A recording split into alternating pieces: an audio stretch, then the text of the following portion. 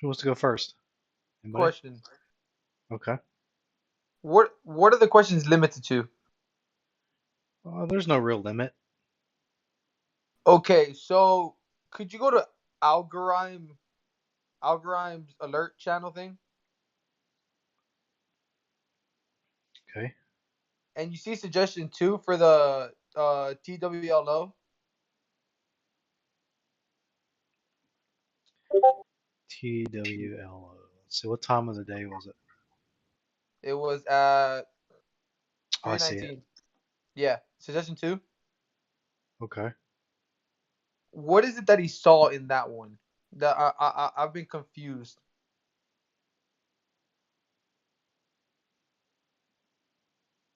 Um,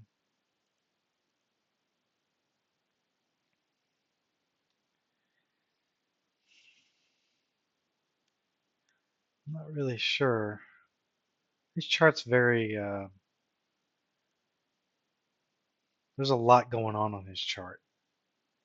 I look at it and I kind of. I like. I don't like a lot of things on my chart, so it kind of makes me. I don't know how to say it. I get a little flustered looking at it. Not really That sure what he's meaning. I mean, he's definitely going long on it. Um, I'm not really sure what he's saying here, and I don't know what like so his. I don't know what this indicator he's using, or you know what I mean. Like I'm not. I guess not regular candlesticks. I know that because obviously it wouldn't look like that. yeah, which is why I want to ask him how that chart works, but I mean I don't know how to ask him or contact him, or can I text him? I mean, you could easily send him a message. He'll respond. I don't see why he wouldn't. Okay, and last question. Long means that he's basically waiting for the 13th, right? No. Or what does You, long and squeezing mean? you never ever wait till expiration date to take profits ever. By expiration date, you're going to be down 100% unless the stock is over 325. Okay. So what does long and squeezing mean? I think squeezing is like so I know what short squeeze is, and I know what long squeeze is, but in this, the way he's describing this is long and squeezing. So I don't really know which direction he's talking about as far as the squeeze. I mean, when he says long, that means um, it's going to be a swing at the least, right? Yeah. Um, Also, going long means you're buying a call, essentially. Okay. I mean, you Okay. could be buying a put also. I mean, going long just means you're buying a position, and going short means you're selling a position. Um, Okay. Okay.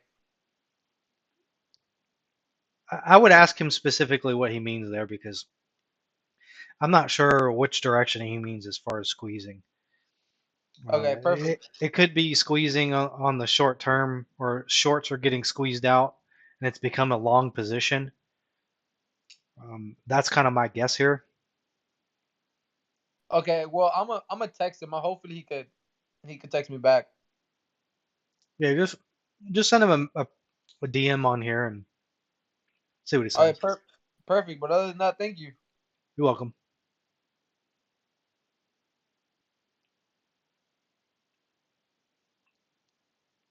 Okay, who else has questions?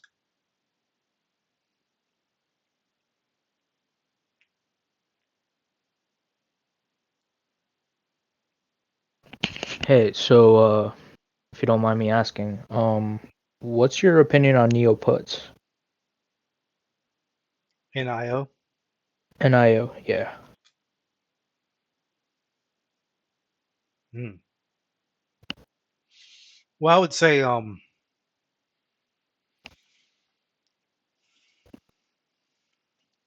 let's see.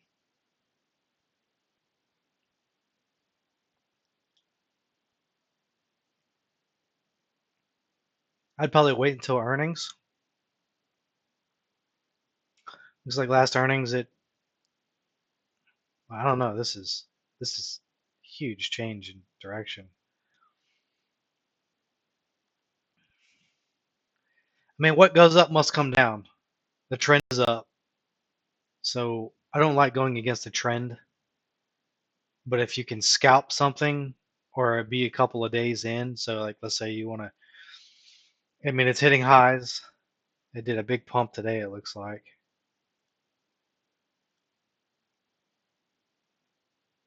I mean, it's just steadily going up. I don't know. I mean, I'd be a little nervous trying, like, so if you try to do a put here, you're kind of in front of the trend, right? And generally speaking, you want to be in the same direction as the trend. Okay, if you're really good at something and you're a seasoned trader, you could go against the trend short term. But timing is very important in that scenario. Um, I think it's dangerous, but it's at a high, and at some point here in the near future, it's going to do some kind of retracement. I would say that I would watch out for 50% retracements. So if you see it do a 50% retracement from its current wave bottom, which in this scenario, the wave bottom is going to be 37.96. So if you see a 50% retracement, which is going to probably put it around 41, that's an indicator. So let's say it's at its high and then tomorrow it falls down to 41 and then starts to lose steam. That's a good indicator that it's going to rebound and go higher than where it's at right now. Um, What if it gaps up in the morning, goes to like say 45, and do you think it's time to, like, I don't know, it's Friday, I feel like there's going to be a sell off with the election happening. I mean, it could, right? I mean, all I know is that its trend is up. Mm-hmm. And now that the elections are kind of in history, I mean, it's still obviously ongoing and there's going to be litigation. Um, so I don't see that going away anytime soon. I'd say it'll probably go through until the end of the month, frankly, because Wow. Okay. courts and lawsuits and investigations, they don't happen overnight, unfortunately. Um, so I don't think that the market. I mean, everything's been going up basically since Monday, generally speaking, and that's a typical trend that I'm used to seeing for election season. That it, it starts its uptrend sometime before elections, and it just continues on throughout the next, till middle late January. It obviously it'll have pullbacks in between now and then, but it's going to be like a 50% retracement pullback, 25% retracement pullback, and then shoot up and go past its previous high. That's what I'm used to seeing. Yeah, even if I was to think about a neo put and try and short the stock, I think 5 to 10%. Wouldn't think more past that. 5 to 10% pullback. XPEV too. I feel like they both go hand in hand. Yeah, I mean, like I said, this one is there any other reason? So do you know what the reason is for the move up on this particular one? Specifically, no. I mean, there's a lot of speculation with like it being one of the best companies in China and the people supporting the stock and all that, but other than that, no. Okay, if you're able to come up with a legitimate reason as to why this thing is pumped, then I would say, use that as your part of your analysis. But I mean, if you look at it from Monday, so Monday it had red, and that was its bottom, obviously, and then it's every day after. Basically, it's green. It's pumped up past this previous high, 50% retracement. Pumped up past this previous high, 25% retracement. Pumped up past this previous high, 50% retracement. I mean, you see that? 25 here, pumps up here, no retracement, just keeps going. This one's, I guess this could be considered, this red here could be considered the retracement from this wave, and that's roughly 50%. So I'd say maybe you'll see a 25% retracement on this, and then it moves up further. I don't see this going negative too much. But there will be a point where it hits that makes it fall back and starts a downtrend, or at least sideways movement at the minimum. Okay. But I'd be very careful doing puts on this. And it's not to say you can't do it. Just be careful. Yeah, yeah.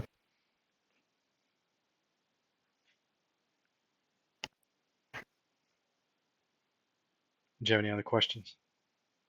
No, thank you though. You're welcome. All right, who else? I have a question. Okay. I was looking at peaks, and I've been looking at peaks for a good while. I bought a call option earlier today. They have their earnings next week. I was wondering what your thoughts were on peaks. What's the ticker symbol? PEIX, Pacific Ethanol. PEIX.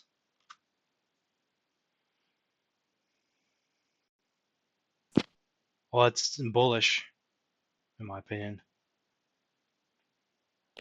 Awesome. Let's see. I mean, it totally broke through resistance levels. And right now it's at a weak resistance level. It's going to bust through that, in my opinion. I'd say somewhere at the $9 range is where it's going to hit its resistance and have a little trouble getting through that level up there. Awesome. Thank you. You're welcome. It did have a huge rip, though, today.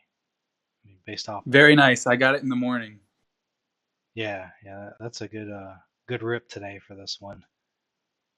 Let's see. Might see some resistance around the $8 area actually, because you got 3 points here that are. I mean, especially this one. This one right here at 801 or something like about 801. That's a good resistance point. So I'd say $8 is going to be the area it needs to bust through, or that it's going to have a little trouble at getting through. Okay. So I got another question. Okay. So with the Apple phone dropping tomorrow, would you think an Apple call would be good today? Potentially, Or if you get enough time. Been good? Would have been good, should I say? I mean, it could be. I'm not sure what the news is on how popular those iPhones are. I think I heard somewhere where it said they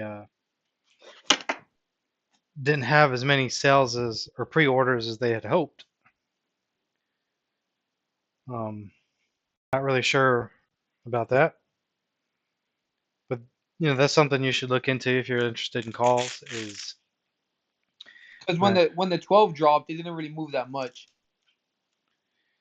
Yeah, I mean, normally Apple doesn't make big moves when they drop new products necessarily. I generally don't see them move up a lot at all when they talk about new products. It's when they have good sales on the product. Like ER really doesn't make too much of a difference as well. But earnings, or I mean, I'm sorry, not earnings, but when they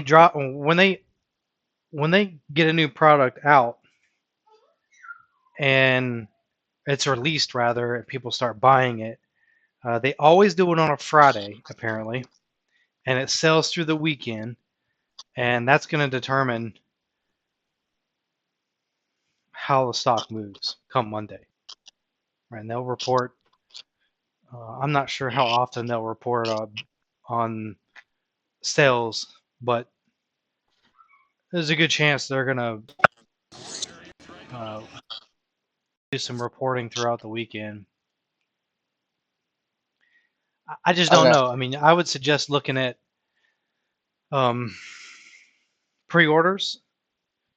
I mean, you could, like I said, you could get like a 2-week contract or a contract 2 weeks out or something like that. Give yourself a little time, maybe. But you're speculating and trying to beat something, and there it's a 50-50 chance. To be honest with you.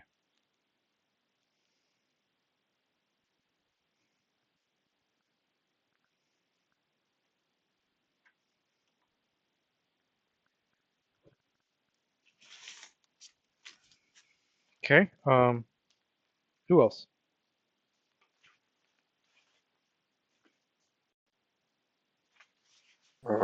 How do you feel about Tesla calls, like going into next week? Well, there's a lot of news on Tesla right now. Tesla's been pretty quiet, which makes me think they got something up their sleeve, to be honest.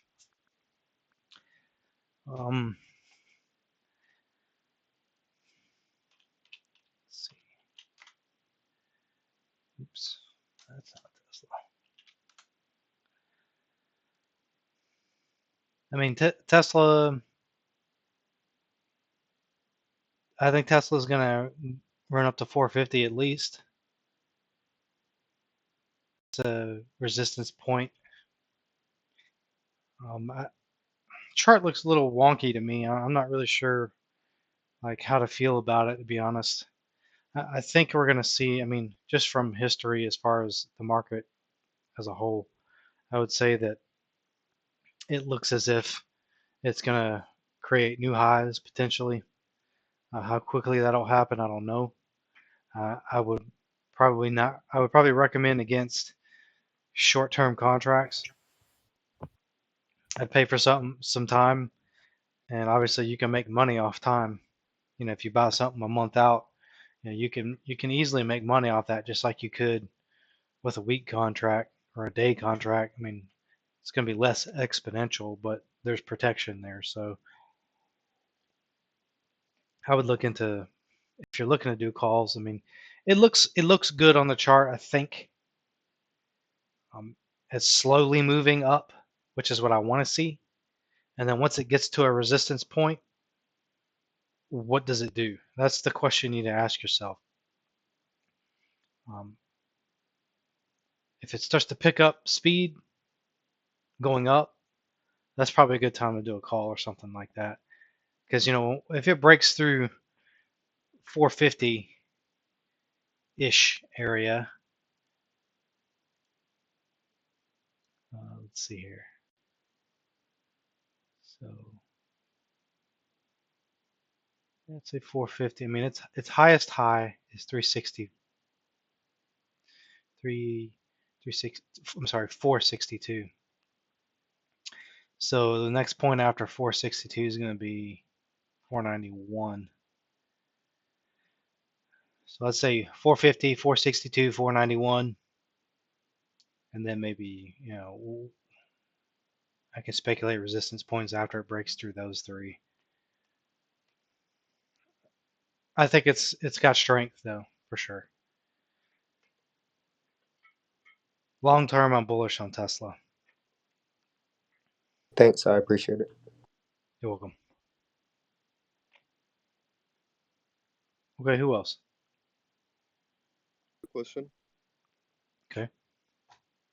So I don't know if you remember, but last time me and you we had a conversation about credit spreads, and we were talking about them in the previous Q&A. So do you remember that? I remember the credit spreads, yes. Yeah. So I was kind of stalking you, and I went back in time to April, or I think it was May, where you used to post some of the credit spreads. So I was kind of looking at your trades, and I don't know, a lot of your trades, like you mentioned, the 200 simple moving average, and the stock was passing the 200 simple moving average, and you went for credit spreads there. So is that a strategy that you use, and like what else do you look for? Like, is it just like the cross above the simple moving average, or you look for other stuff as well for like quick credit spreads? I'll be honest with you, I don't remember talking about SMAs. Oh, Um, what's the date? Exact date you're talking about? I don't remember. I think it was like a couple trades that you mentioned, like that the stock went over the simple moving average, and you decided to go like with quick credit spreads. If you Maybe it was can, like if you can find that, because I'll be honest with you, I don't use SMAs, so I don't recall um, basing a trade off of that. I don't know, maybe I was looking at someone else, but let me try and see if I can find it, and I'll let you know. Yeah, do that, and then give me the date and time or whatever, and then I'll take a look at it. All right. Okay, who else? SSP, please. Okay, Randy and Bloat. Go ahead, Randy, and then Bloat's next. Thanks. I'm just I just bought a couple put S&P yesterday, but but it went up all the way today, so I'm just a little bit worried. That's all. Yeah, Yeah. yeah, I would have totally recommended against that, but it's at resistance, so you might see some red tomorrow. Let me just. Yeah. My resistance for tomorrow is 348. That's my supporting and resistance for tomorrow.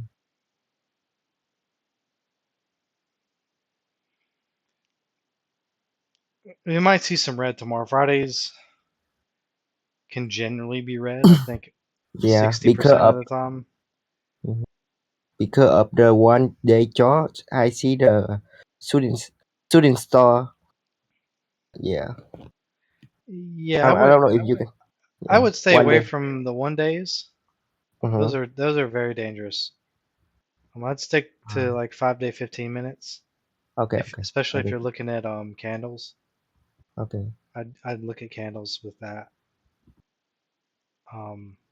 But the longer time frame you choose when you're seeing candlesticks like that, they're Mm-hmm. more definite. Okay. So short term, it's less definite, and the further out you go in time, the more strong those candles become, based off of like candlestick patterns, like what you're talking about.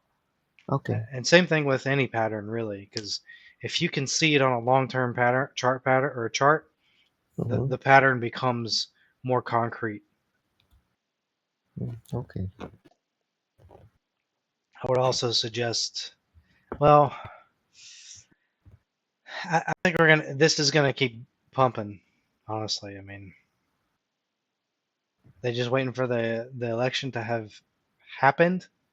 Majority of everything, as far as the Senate and House and all that, it's over. It's done. It's just the presidency. Mm-hmm. So a lot of the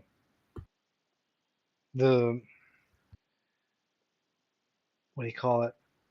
The unsureness of it all. Most of it's behind us. So you're going to see the market continue to rip, I think. I mean, I also said that the market would fall um, leading up to the election, and it totally did that. Yeah.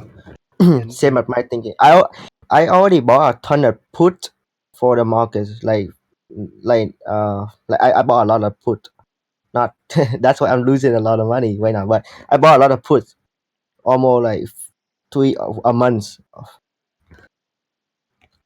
yeah, you went the wrong direction. Just that simple, in my opinion. Okay. Me Hey, personally, I would try to save some of that money. As far as if you get a nice red day tomorrow, I would probably try and cash out with whatever money you've got left. Mm-hmm. Because I don't see the market going down moving forward. Especially Mitch McConnell said that they wanted to get stimulus passed before the end of the year. So, Yeah. we've got basically 2 months, and I can see them doing it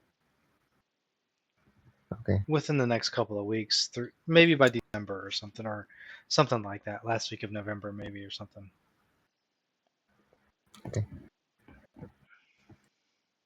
Okay. Thank you. You're welcome. Mhm. Okay, Bloke, go ahead. I just had a quick question. I'm relatively new to trading. So online, I see a lot of like when I'm doing like, research, I see a lot of things that's, say out of the money options are bad and you should, stay all the way away from them. But in the chat, I see a lot of you guys playing out of the money options and I've been able to profit from them, but I was just asking your thoughts on them and, why are they so bad, Who in said they're general. bad? Um, I've seen multiple videos. I mean, I really can't, give a specific name, but I could really only say YouTube. Like I'm saying YouTube Okay. and a couple courses that I've seen. I've seen like all of those just be like out of the money options are horrible. You should never do them. They're just not good. You should always buy something in the money. But again, I've made pretty good profit, from the out of the money trades, and I see you guys make mostly out of the money trades. So I I don't think know. I I just don't know. I think what you're probably referring to is people saying far out of the money. Um, being in the money is no different than being at the money or out of the money, right? When you're in the money, no matter where you choose your strike, what matters is what happens when you get into that position, and then what does the stock do and the implied volatility do from that moment. Right? That's the most important thing. It doesn't matter where you choose your strike. The only, I guess, the only real benefit to in the money calls is if by expiration you want to exercise that option, you could probably get it for that price, right? I'm not really sure how that works. I think that's how it works. I don't do that kind of trading. Um, if I do option buying, I always do as close to at the money as possible, which basically means just on the other side of in the money. Does that make Right. sense? Yeah. That's where your most exponential increase of profit's going to happen. Is you get it at the money and then it goes past it and moves up, 5%, you're going to see the largest increase of profits based off of that position. Whereas if you get something, I mean, like, look at this. I mean, on my screen here, let me just show you. So 100% return, let's just say you get into a 350 strike right here. Okay, and it costs you 582. 100% return is $582. Whereas if I get into a 365 strike, 100% return is $50. Right? So you see what I mean by exponential, right? And you have more chance of making a lot more money the closer to at the money you get. So this is at the money, right? This strike, 350. Stock price is actually, yeah. I mean, stock price is 350.24. So at the money is 350 strike because it's still not quite in the money. See, it's not purple, right? It's not this purple color. This is in the money. At the money is the best position to be in if you can afford it because you're going to see the most return and the least amount of theta decay. Does that make sense?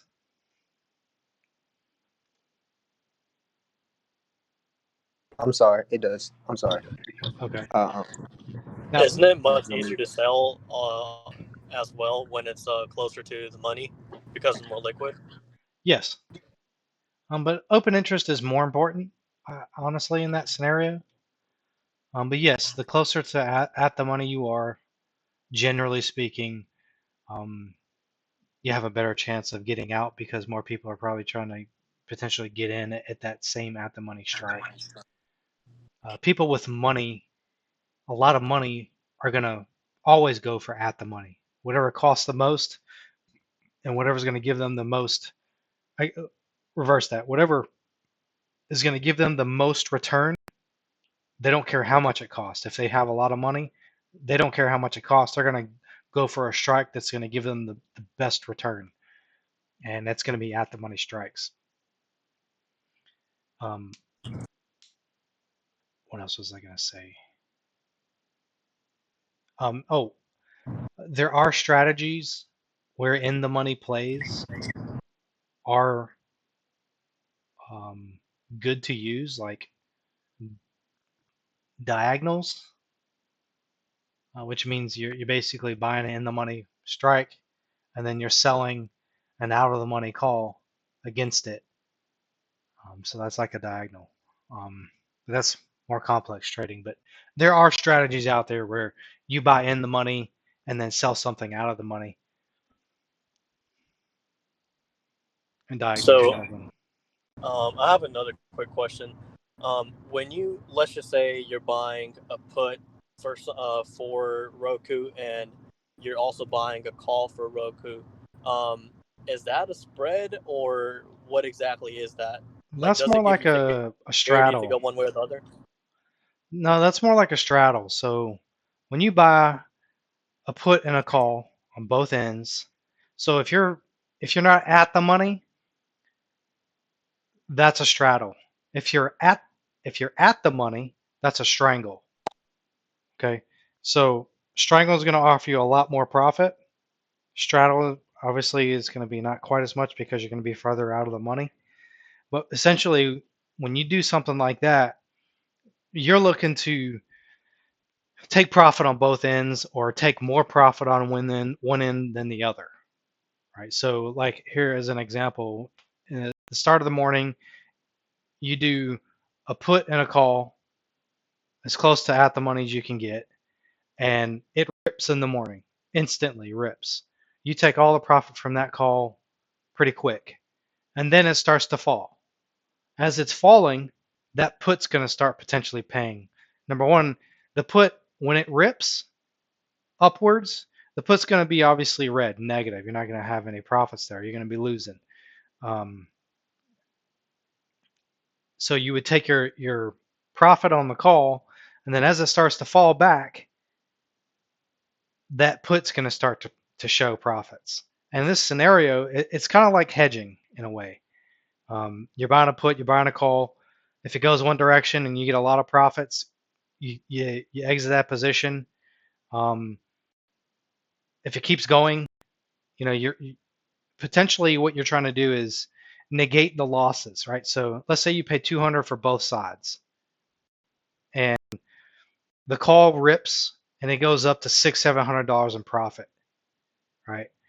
You sell that, and it just covered the loss on that put. That $200 that you just paid for, that's probably you're not going to get back unless it tanks. It essentially covers both positions plus profit, right? So that's kind of the idea behind what you're talking about. So what's the difference between that and a spread? Is it like limiting your A spread, your loss and maximizing profit, or limiting both? a spread is only on one side, so you're doing puts or calls with spreads, and it maximizes your profit and minimizes losses.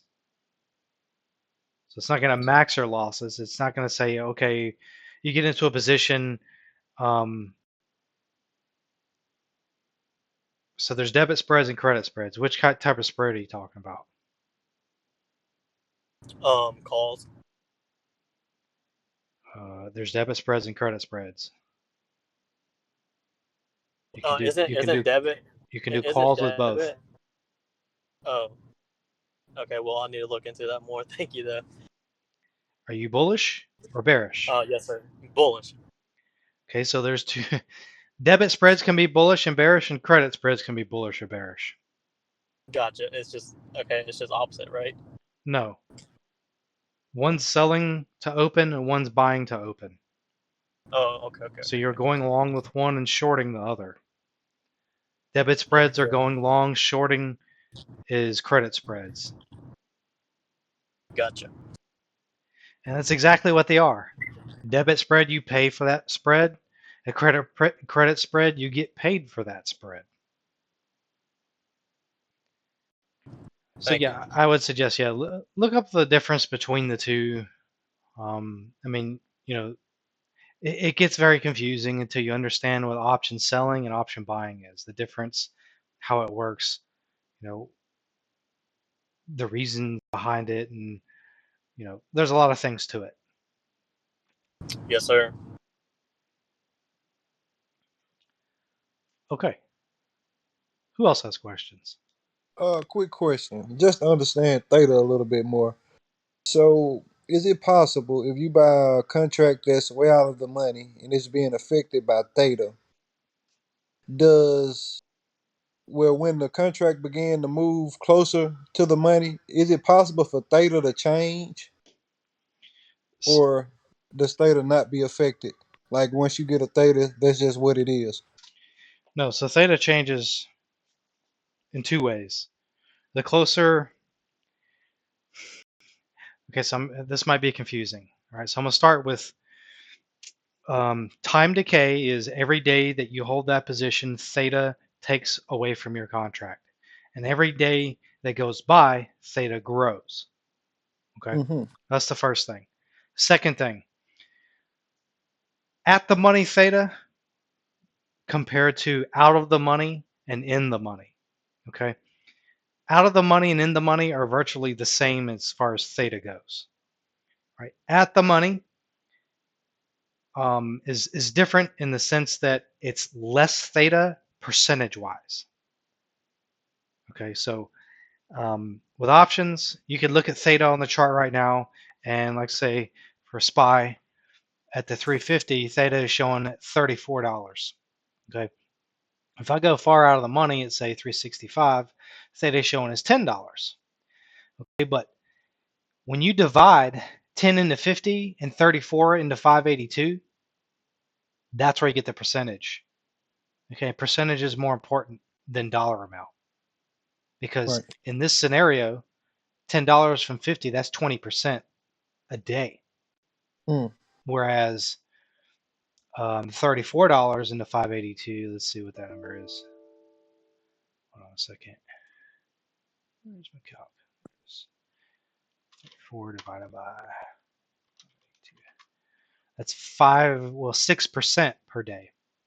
You see the huge difference in percentage, 20% versus 6. So the closer to at the money the option strike contract gets, the lower in percent loss it becomes. Because, so let's say for example, you get a 360 strike. I'm sorry, where's that? 365 strike for $50. Okay, and then SPY rips hard towards that strike. And let's say it becomes at the money, it's going to be basically worth around 582, which is what the current at the money value is. Right, so that theta percentage shrinks drastically. Right, it goes from 20% to 6% basically. So just keep that in mind. Like, a lot of people look at the dollar amount and think that, oh, well, theta is only $10, whereas it's 34 at the money. But then they totally look over the fact that the contract pricing is a lot less at that $10 theta versus where it's at the money. Right. Does that help? Yes, sir. Helped a lot. Thank you. All right, you're welcome. Okay, who else? I have a quick question. Okay. What are your thoughts on the movements for MasterCard and the renewable energy? I can give you the tickers if you need them. MC, is it? Nope. Nope, it's NA. MA. Okay, it was one of those. Ooh, that had a big rip.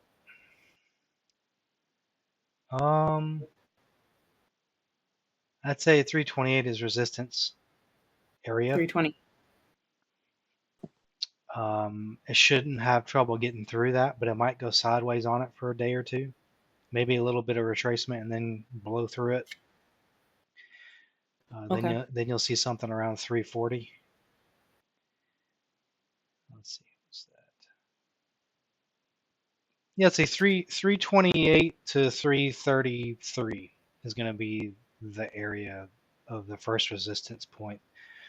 Then somewhere around 341, and then like 353. Okay. Um, And then the other ticker is REGI.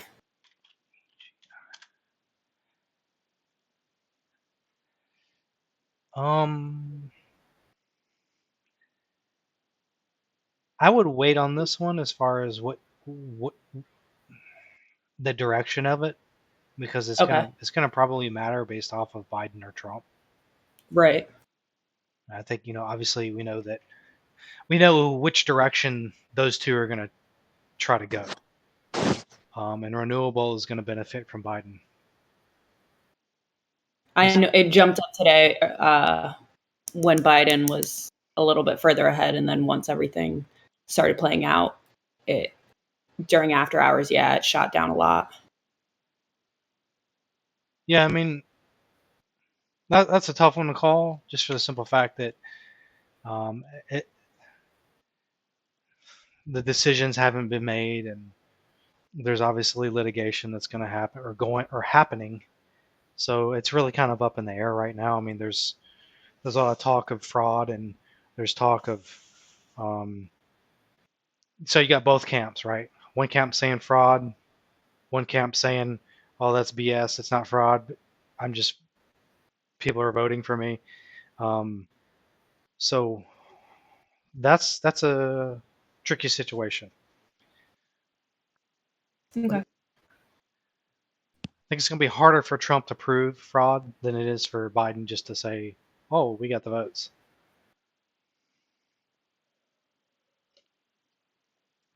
Cool. Thank you. You're welcome. Okay, who else? Hey, I have a couple of questions about a couple of straddles I did for ER, and when I need to know when to sell my put or call for tomorrow. Okay. I bought a put and a call for Square. I got one for 180 What's the ticker? SQ. And then I have one for 165. I didn't know if I needed to sell both at the same time or kind of hold off on the put. What's your expiration? 11/6, so tomorrow. Ooh. Okay, you said 165 and 180? Yeah, it hit the 180. It's at 181.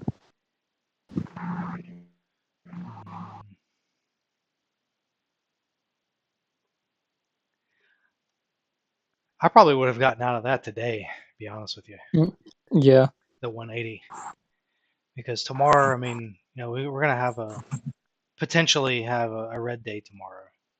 Mm-hmm. Yeah, I see here. I mean, well, shit, it didn't even pump until after hours, so that's not fair.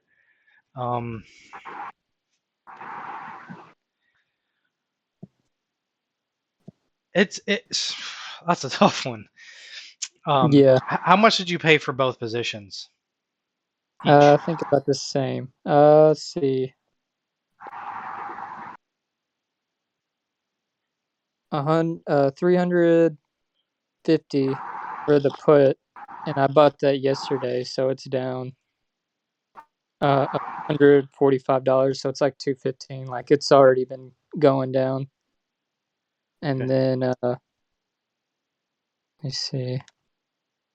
The call, I'm already up $200, and it's 480 right now. So they're about the same. When I bought them, they're both about 400, 500 each. Okay, so it sounds like you got about $40 or so in profit. Yeah. Overall, yeah. I would try to get out of that call as fast as possible. If it's in the money in the morning, I'd try to get out of that. And then And, just kind of and hold up a bit. yeah, and hold the other one and hope that it falls. There's not a lot of profit there to. Yeah, I mean, just kind of regain some of that loss. yeah, I mean, you could get out of both positions really at the same time and get it and take a $40 profit. But there's chance that it'll fall, but there's also a chance it'll keep going. Right. So that's why I always recommend folks do longer expirations. That way, as soon as one of them prints, you can take profit and then hold the other one until it starts to show, starts to go in the other direction. And then so for example, right now your loss is, would you say 200 something or 150 or something like that on the put? Yeah. So the object here is to sell the call and with good profit to cover your loss. And then as soon as it starts to fall back in the other direction, you can sell the put even at a loss, but a small loss, and still be in Right. pretty good profit overall. So being that you got 1 day left tomorrow, you can't afford to let that play out. Hold on. Yeah. So I would say definitely. I mean, you're probably going to be experiencing some theta on that too. Not probably, you are going to. Let's see. 200. I mean, shit, it's worth 800 or 900. Well, yeah, it's worth 930 right now. And the 165 is only worth 225. You see, you paid about 400 for both together each. I mean, Yeah. okay, so I mean, it looks like you're up at least 130 according to this. Yeah, I didn't know if I just need to try to get rid of them both at the same time because it's kind of hard trying to figure out when to sell one or the other. If you had the time, I'd say to sell one, hold the other. Yeah. But you don't. So All right. I would try to get out of both of those with some profit if you can, like overall profit. All right, I got another one for you. These are actually the kind of the same question, but the expiration dates are farther Okay. out. I did the Roku. I got a 210 put and a 240 call, but What's the it ended expiration? up 11/13. When did you get into that? Today, I think at the beginning of the day. And what are the strikes? They're out of the money because I was expecting a big jump up or down, but it just kind of landed there at the middle at the end. I got 210 put and 240 call.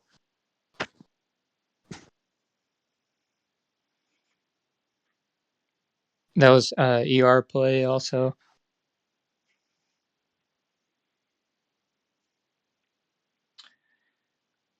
Like I said, with straddles / strangles, the object is to unload one with a lot of profit, hold the Right. other until it falls back in the other direction, hopefully within a day or two, and then you can sell that one for a small loss and have a larger overall profit.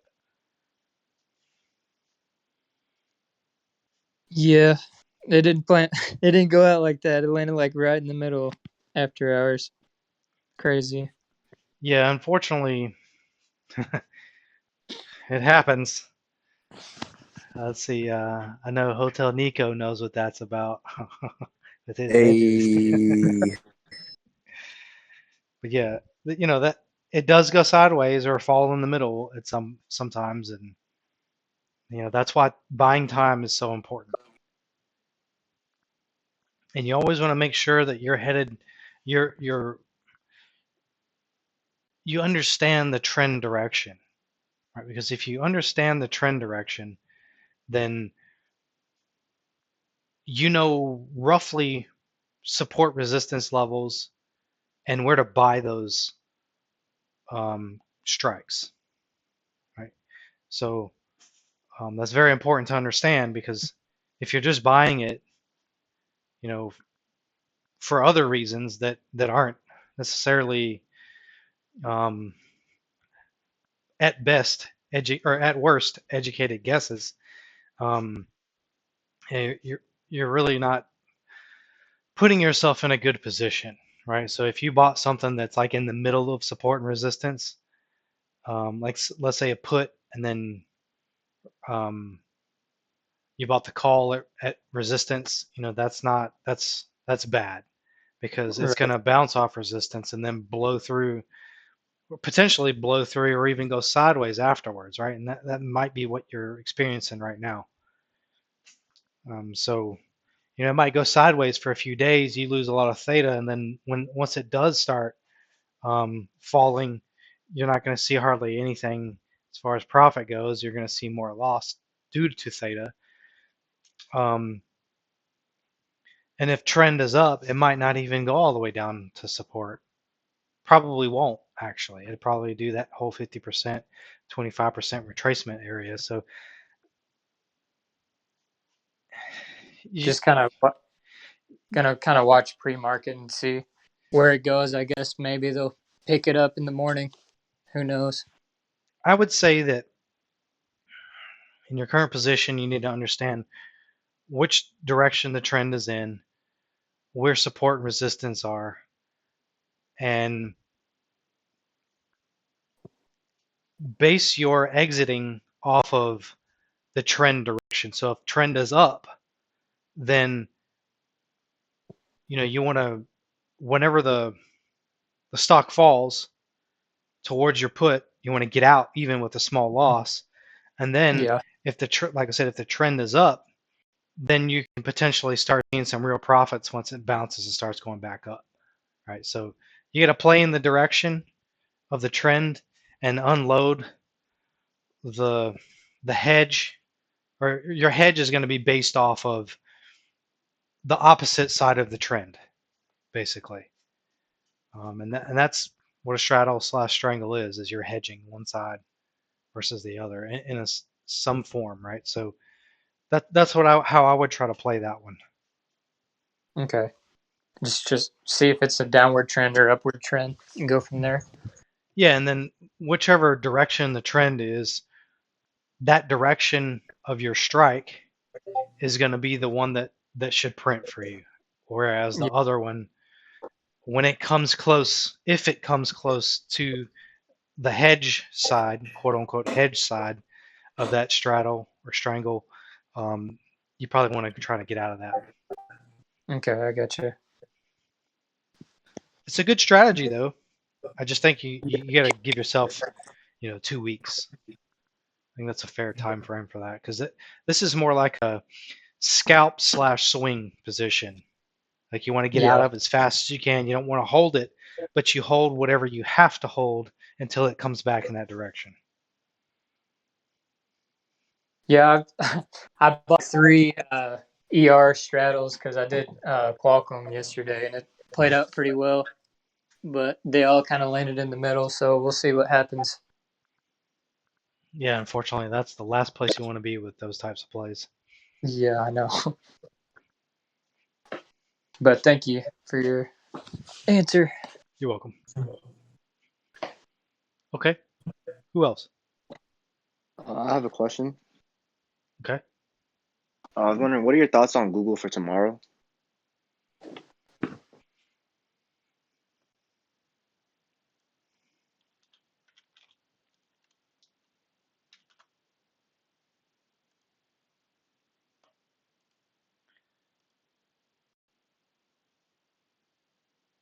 Maybe some form of retracement. 25 or 50% or somewhere there. Okay. So I mean, it's one little red after hours. I think you might see it open a little bit of green, then potentially fall some, not a lot. Okay. That's just looking at the chart, though. And Fridays. Fridays are generally like that. Okay. Okay. Who Yeah. else? Thank you. You're welcome.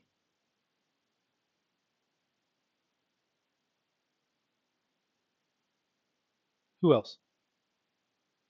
Are you bullish or bearish on SPY? Long term, the next month or so, bullish. Tomorrow we might see some red. Gotcha.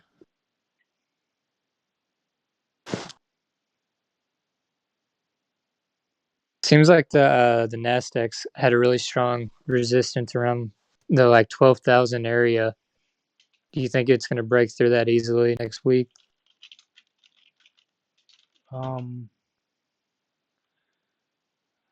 Sorry, what's what is Well, the it seems ticker? like the overall Nasdaq, like it once it gets around 12,000, 12,100, it's had a big pullback both times.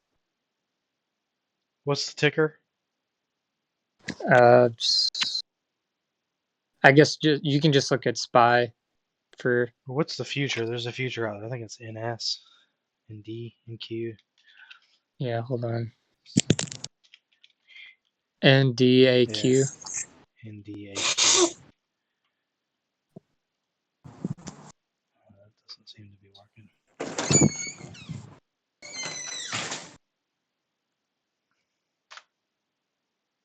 Let's see. Hold on a second. I think I got indices.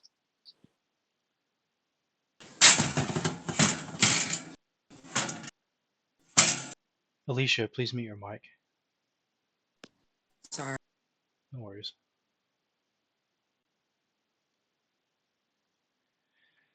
Let's see. Yeah, it looks like it.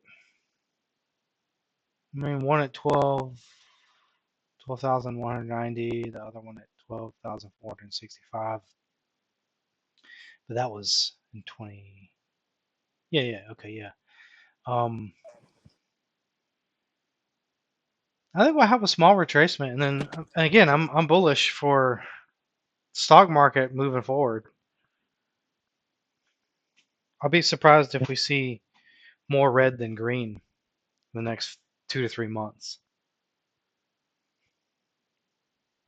Yeah, it's just like once it hit that point, like twice in a row, like both times it had 3 red days. Like I think it was September was the first time around Labor Day, and then right before elections, it was around the same area and dropped again. Maybe because of those time periods, but I don't know if that's just a big resistance point. I'd say it's more along the lines of the time frame and elections. Yeah. I mean, yeah, it could be a resistance point, but I think it's more of that.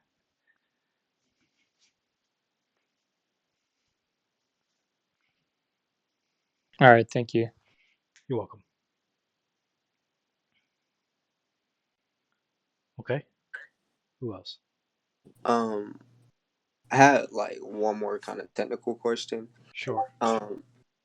How do you like? Is there a way to know how much money you're gonna like make or lose before you buy an option? Like besides like theta or delta, or is that just a way to just look at it? What broker are you using? Ameritrade. You can use the Analyze tab. So if you, for example, I'll go back to the SPY. Say for November 20th, I can choose, let's say I'm bullish for tomorrow. Ooh, that thing's got 148,000. Let's say I'm bullish for tomorrow. I can do Analyze, buy trade, sell, buy a single. And it's going to show me, see this purple line right here? You looking at my screen?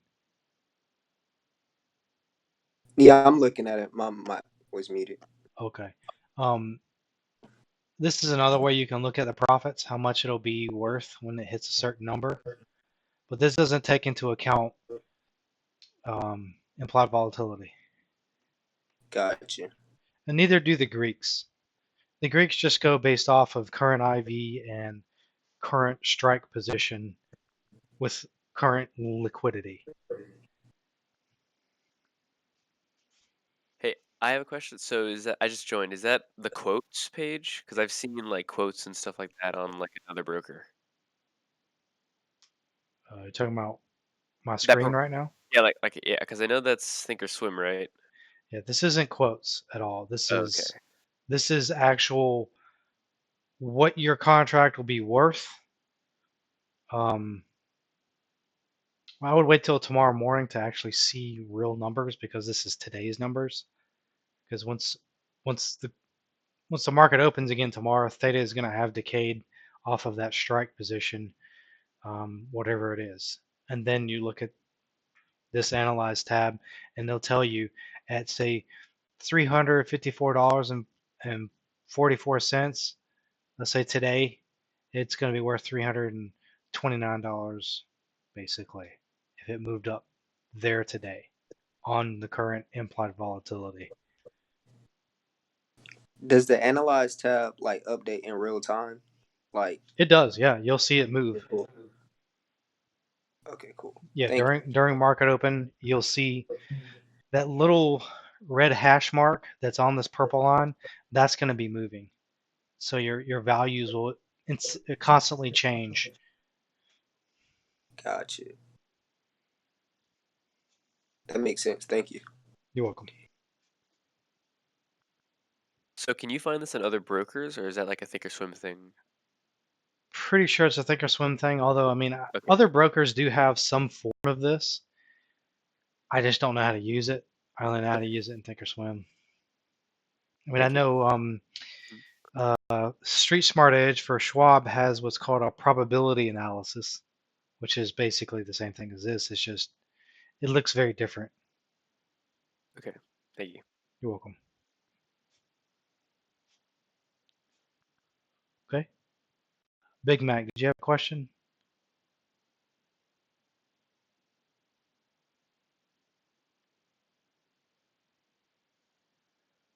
Okay. Who's next? No questions, just new to the site. What's that? I'm just new to the site. Oh, I got you. Yeah, I just saw your mic go off, and I thought you were trying to ask a question while others are jumping in. So, okay. Who else? Hi, Hosta. Can you look at Uber real quick? Okay.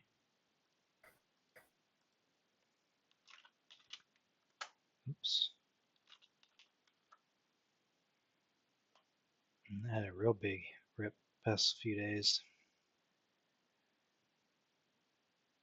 I'm playing earnings. That's why, like, I'm just wondering if there's any more upsides, or you think it's gonna pull back? Because right now, after hour, this is like staying. It's flat. Basically. I would get out of that. You would get out of that? I would have got out of that today. Well, let's see. What did it do today? Damn, it's always after hours. This crap. Yeah, I don't know why is it like that. Like, that's manipulation. 100%. Because they know options are only during the day. They know this, so they manipulate it after hours because you're stuck in your option contract. You can't act on after hours movement. that's fucked up. Well, that's just how it goes. And play I shares, just wonder. and then you ain't got to worry about that. Well, I do have a put though. I have a strangle on it. I'm just wondering if it's gonna stay flat, or, you know, I don't know if there's gonna be like a lot of movement. Like if it goes up a lot or down a lot, I'm fine with that. Just I think based off of the historical analysis on ER, it's gonna fall. Like pre-market fall. Let's see.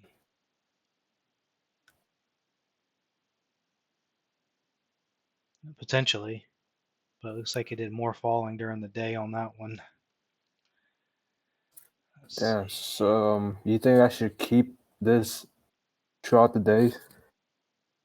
I don't know. I mean, I have to see tomorrow. I don't know. What's your strikes? What are your expirations? Like that matters, right? I think it expired tomorrow. Then definitely don't keep it. Yeah, I mean, yeah, but I'm just thinking maybe let it run a little bit or just sell it at the beginning, because Well, if your call shows profit when the market opens, take it. I would bet my money on red tomorrow for this stock, especially because ER was today. And looking at the past 2 ERs, it's red the next day.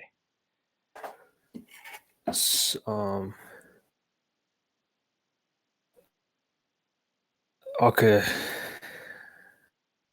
Oh no, it's expiring November 13th and 20th. So yeah, I still have time. Well, then you would. Man, it's not much time, to be honest with you. Like I said, I recommend everybody give yourself time, right? Especially with these types of plays.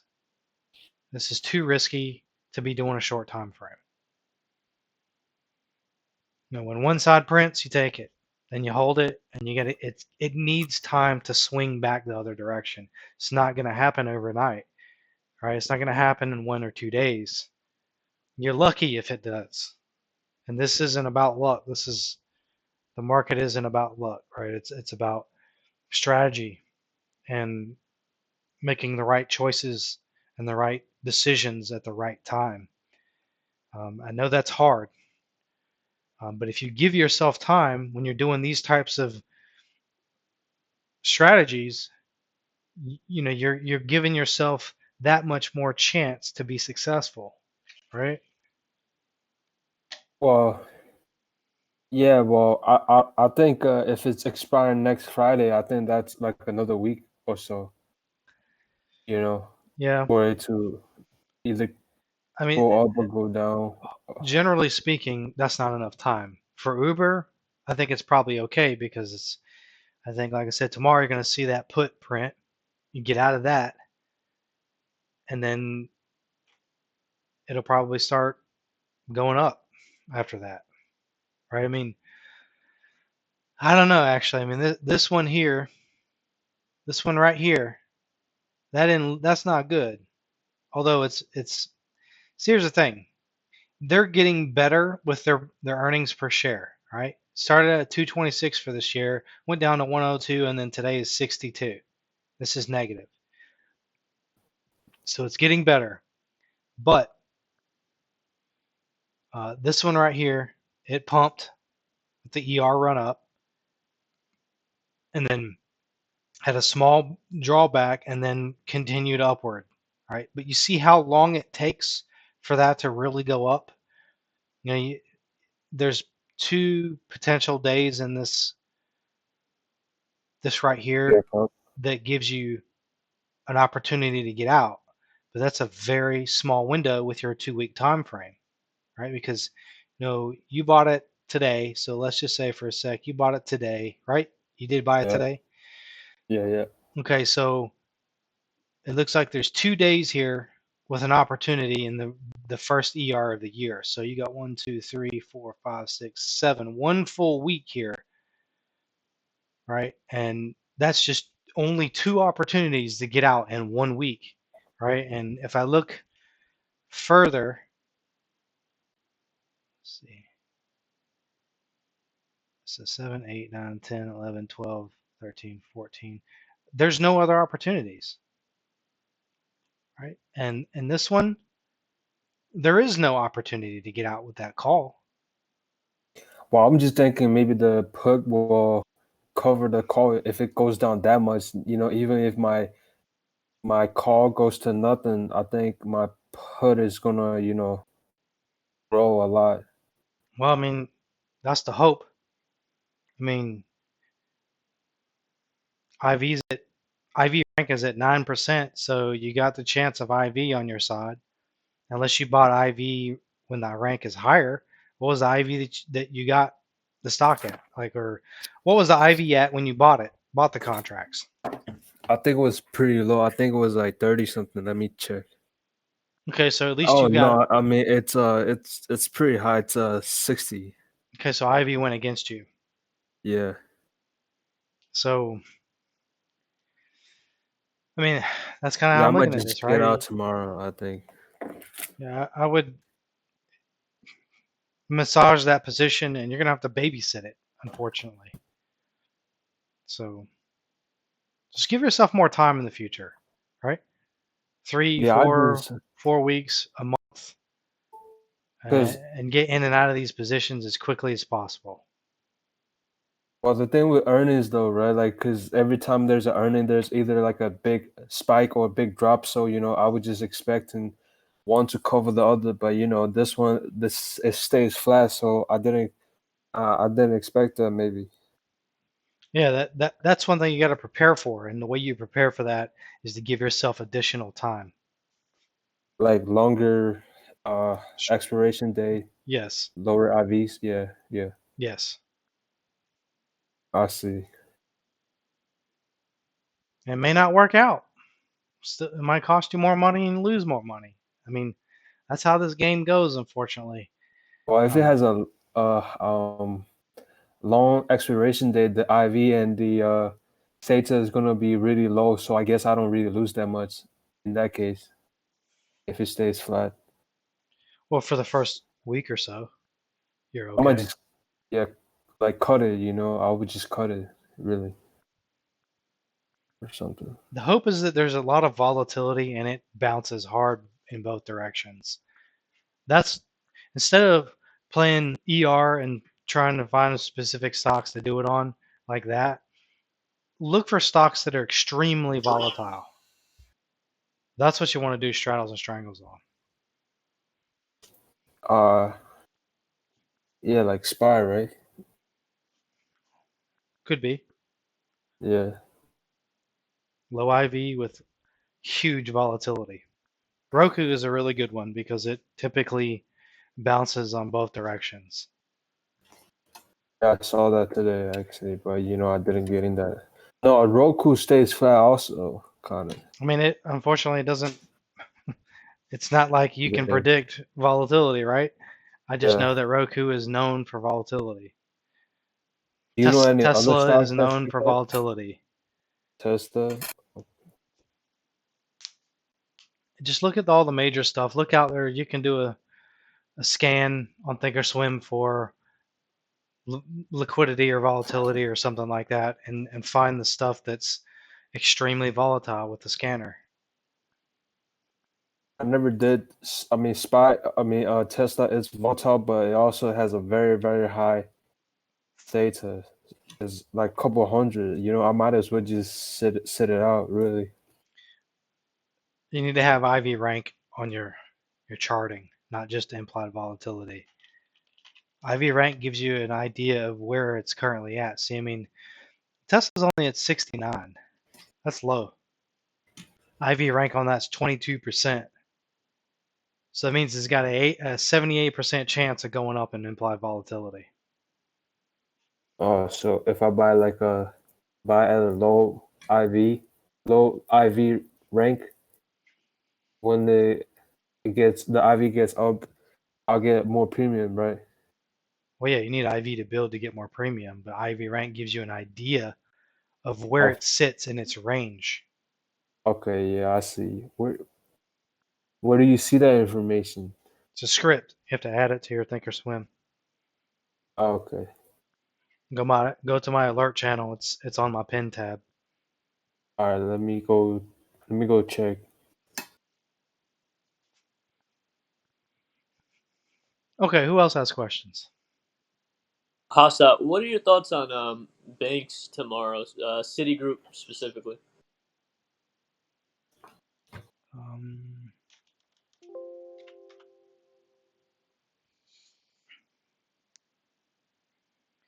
I think we should start seeing banks move up some here soon. I don't really have anything else to say about that. I mean, they're at lows. All right, because I'm in 11, 13, 45 calls, I think, for Citigroup. I don't think that's enough time, unfortunately. but you're pretty close to at the money. So let me see how far that is.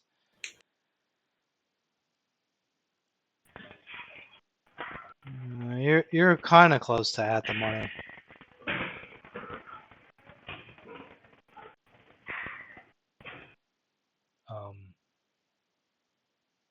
Borderline of being not close enough. I mean, you got 8 days. Is it? Yeah, 8 days. 8 market days, that is. Let's see. So 6 market days, 8 days total.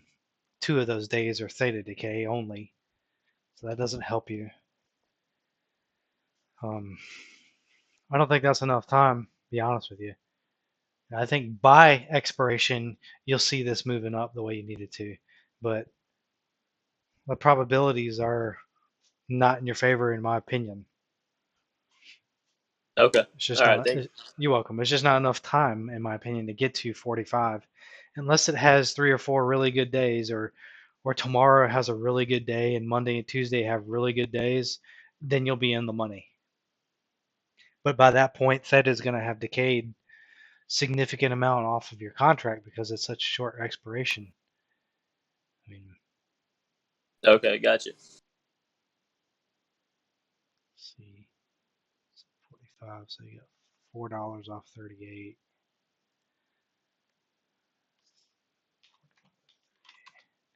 That's 10% off your contract each day, and it's going to grow as each day passes. So that's significant.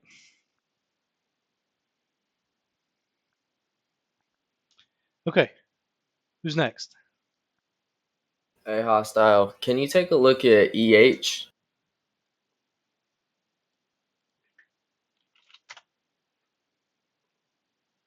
You got shares on this? No, I just found it today, and I wanted to know what you think. It doesn't have options. It doesn't have options. No. I just wanted to know what you thought about the company. I don't know anything about them, but yeah, tell me about it. It's a autonomous aerial vehicle technology platform company. It's in China, and they're doing. They're doing like a lot with it. They're doing like transportation. They're trying to do like, where did it go? It said something about like firefighting and some other stuff that it just seemed like all this EV, that something like this would just thrive. I don't think this is going to make a difference based off of EV. I think it's going to make a difference whether or not Biden gets into office. Okay. Hey, can I ask you a question? Sure. Look up LASR.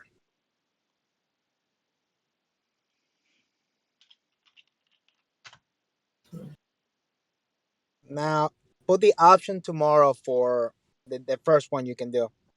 And tell me what do you think. There's no open interest. Okay, because of mine, I just got out of I'm taking investment analysis for my master's, and I try to put a place for a call for tomorrow at 30, and the volume says 22,000%. I don't see that.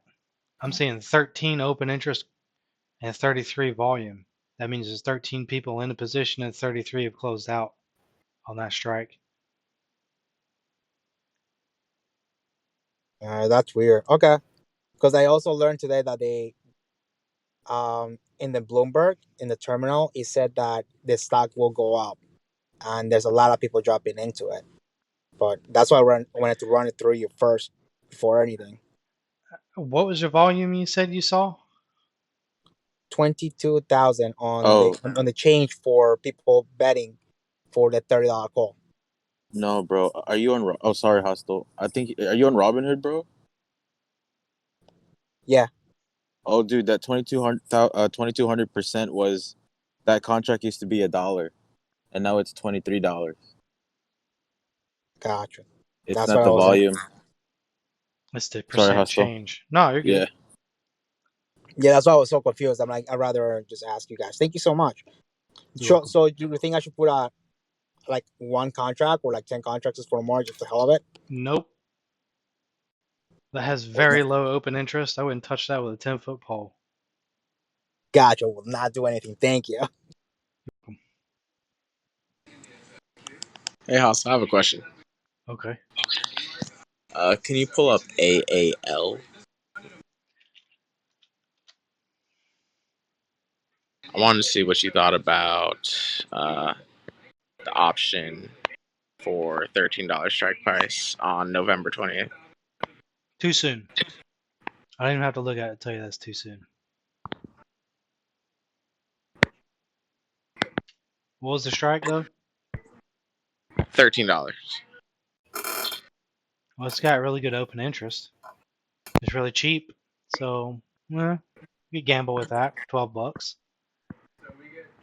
Right? You said November 13th. November 20th, actually. Oh. To see.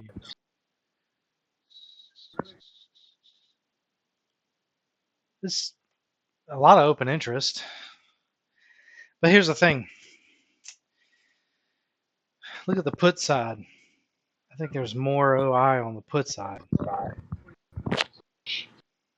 Unfortunately.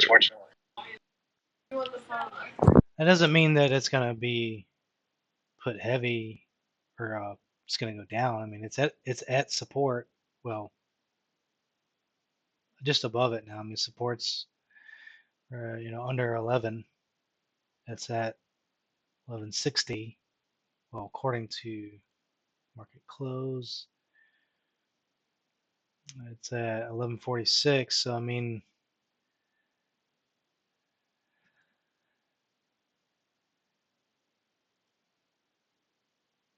it's $24. I'd probably go for the December 18th one and the 13 strike on that. Yeah, I actually went in on it when it was 86 cents, and I'm thinking about potentially cutting my losses. I just want to see what you thought on it. How long have you been in it? I got in on it 2 weeks ago. Ooh. Yeah, your chances of you seeing profit on that are slim. Yeah, that's what I figured, but I want to see if I could. I mean, you're already at the Cut 50% less days losses. till expiration, so State has already decayed that contract a lot. You'd be lucky to get 50% off of that one, unless it rips tomorrow, and I mean rips. I mean, you're like I say, you're already at 50% days till expiration. You bought it 2 weeks ago. This is it expires in about 2 weeks. You're right in the middle, so you should already have been out of that, in my opinion. I would have gotten out of that. Let's see, maybe by the end of the day today at 1167. Yeah, that was your best chance. Although, I mean, it could pump tomorrow. But tomorrow, I don't know, man. If you don't get out tomorrow, you got 2 more days of theta.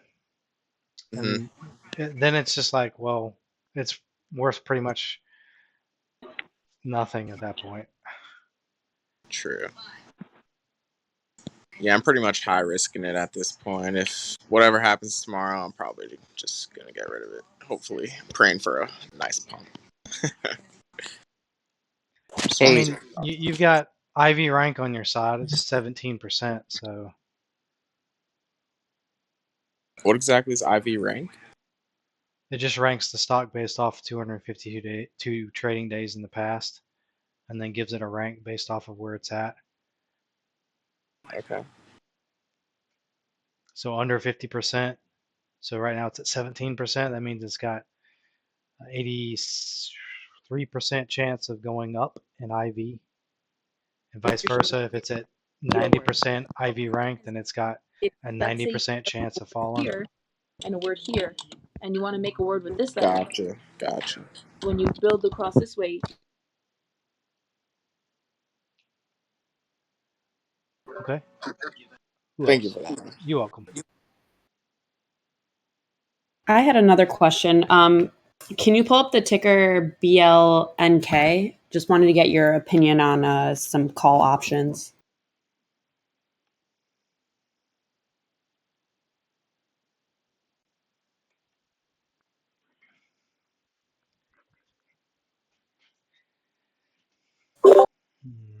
I was looking to do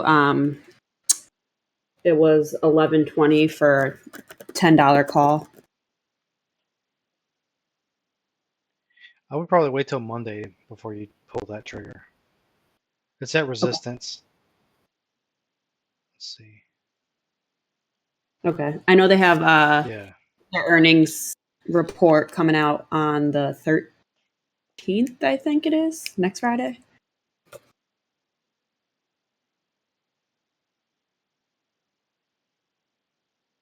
See if I can find the estimated here. It's not going to give me estimated, but I would wait till Monday. You don't want to. Most of the time, 90% of the time, you don't want to buy option contracts before the weekend, unless you're going to get out before the weekend. So basically, in and out tomorrow, no matter what. But I wouldn't buy something Friday and then hold through the weekend, because you're just essentially letting Theta eat away at your contract for nothing. I'd rather wait till Monday, unless you think Monday is going to be a huge rip.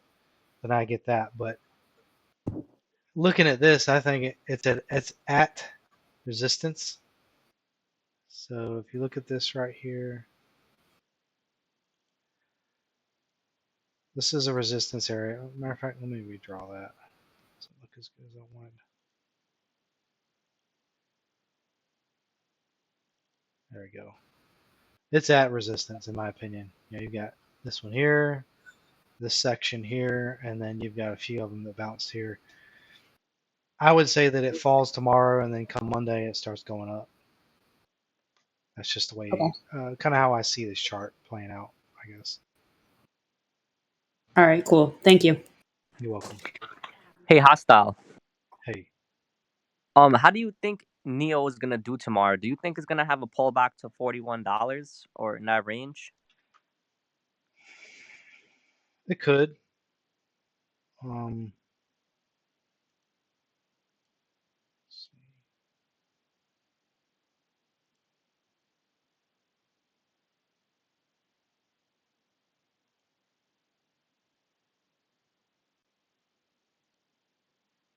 I'm thinking about selling in the morning and just jump back in again. I'm just gonna swing it into tomorrow. I think it has a chance to go under 40. 41. I mean, there's no. Not sure why you're talking about 41. Let me redraw this in a different way. It's at 40. It was at 40. Yeah, it's at 42.35 right now. Yeah, but I'm basing this off of a high, so that's the beauty of Fibonacci here. Yeah, I mean, 40.41 is kind of where I would say start paying attention to it to get back in. Yeah, so I should just get rid of this in the morning, right? I would. I mean, it's ripped today. Yeah, I'm gonna get rid of it. I don't want to just lose all the profit for no reason. Yeah, I mean, take the money while you got it. I mean, that's always the better it went strategy. It went down a good little 400 during aftermarket. I was like, what the hell? That's why I never recommend holding on to something that's profitable. Get out while you got money. Yeah, I'm gonna take the money tomorrow. Forget it. I'm not gonna wait for it to keep pumping. If anything, I get lucky and it keeps going up during the pullback. Yeah, you'll get lucky. That's it. I don't see this continuing up like it did today. I just don't. Stuff doesn't do that. It pumps and then starts to slow down, lose steam, right? I mean, it's been pumping for a week now, it looks like. At least. Yeah, and it's Friday. People like to sell off crazy on Friday. And these last few times it pumped, it was not even a full week on each pump. Maybe this one actually. This one looks like 1, 2, 3, 4, 5, 6, 7, 8 days on that one. This one looks like 1, 2, 3 days. This one looks like 1, 2, 3 days. And then right now we've got 1, 2, 3, 4, 5, 6, 7, 8. So yeah, you're pushing it already. You should have got out of it today, in my opinion. Thank you. You're welcome.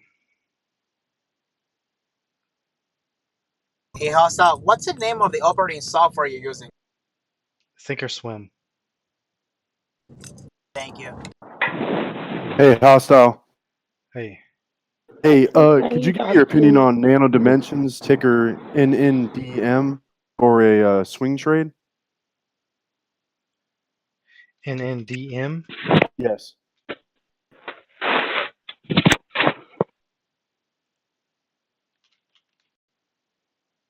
Too late. I think it's too late to get into that. It's too late. Okay. You're chasing now if you try to do that. Okay. IV is at 81% rank too, so that's pretty high. It's actually really high. Yeah, I don't have that I don't have that on my software yet. I just learned that actually just now on your live stream about the IV. It's got pretty good OI though. 1,000. Lots of selling volume or exiting volume. 4,000. In the after hours you're talking about, or? No, you can't do options after hours. I'm looking at options right now. Oh, okay. Sorry, I haven't dabbled in that yet. No worries. I mean, IV is only in options. You're asking about shares, whereas, I mean, it could keep pumping. Don't get me wrong. This looks like one of those where it does major rips in short periods and then starts falling again. And it could be setting itself up for a huge rip, right? I mean, like if you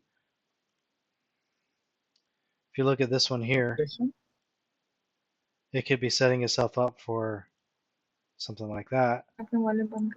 Okay. Output. It could also be something similar to this one is like this. And then it do something like this, right? There's that chance. I would have gotten it when it was going sideways. I mean, so the way I would play something like this is you see it hit a high and then start falling, right? And then you see it create another high, but it doesn't breach the previous high. It sets a lower high and then falls again. And then you start seeing it kind of go sideways. I would have probably started getting in this little spot right here, or maybe somewhere right here, right? One of these two spots, and then just average down as it falls, because it's already lost so much value at this point. You get it at the bottom or as it's falling or near the bottom, so it's already had two or three big falls, and then it's kind of, it looks kind of in the middle of where it's at. I mean, another thing I would look at is its last moves. Let me get rid of these drawings. Its last move up is smaller than this current one. That tells me that it's done falling and this is potentially a bullish move up. That's what I was thinking too when I had read in the education folders your patterns that you have in the folders. That's why I was asking you about it. Yeah, I mean, it's 50-50 chance it's too late or it's just starting a new trend, right?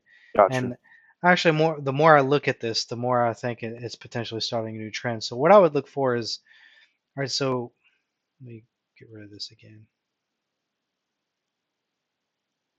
So what I would look for is something to happen like this. You want to see, this looks like a 50% retracement. So let me just draw it.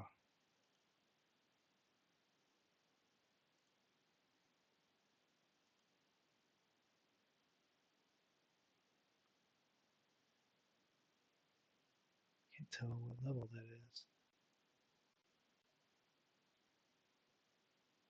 Yeah, right on the 50% line. You see how this 50% line right here? Yeah, I see the line. That's in the retracement lines you're talking about. Yeah. Well, see, the stock price kind of goes above and below it. You see it? Okay. Snakes itself above and below it. If you see that, so what I would recommend you do, are you using Thinkorswim? Yes, I am. Okay, so what I'd recommend you do is you go in here, go on the 180, or I'm sorry, you can do the 60 or even the 30 actually. Let's see. Yeah, I would do the 30. It's a little bit easier to draw it more precise. Start at the bottom. So wherever the lowest number is here. So let's say right here. And then draw it to the top of this wick. And then you can zoom back out. If you see it at 343 and it starts to kind of hug it, I would get into that. Okay. That's a 50% retracement. Okay. So you want to see it do this right here. The same thing. Okay. So look for a retracement along the 50% line. Yeah. Anytime you see a 50% retracement and it kind of hugs that number or that percentage level, that's a solid indicator that it's going to start moving back up. Out of every time I've ever traded a 50% retracement and used that strategy, I'd say 90% of the time, maybe more, it's been successful. I day traded SPY doing that about 10 times or so, and one of them I broke even. The rest of them was profit. Okay.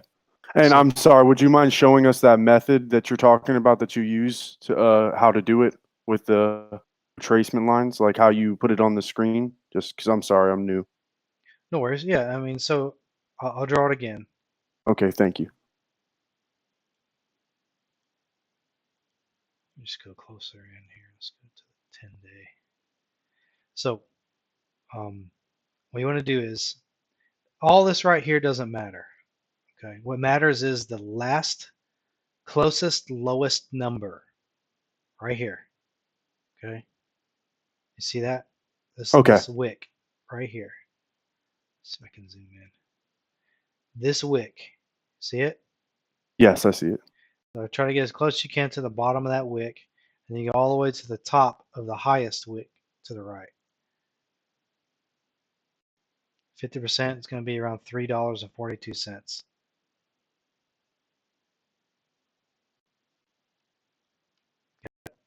Got it. And you see it hug that? I would say start with, well, I don't know how much money are you looking to put into this?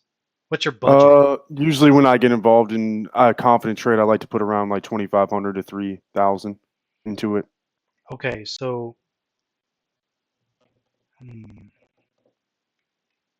see.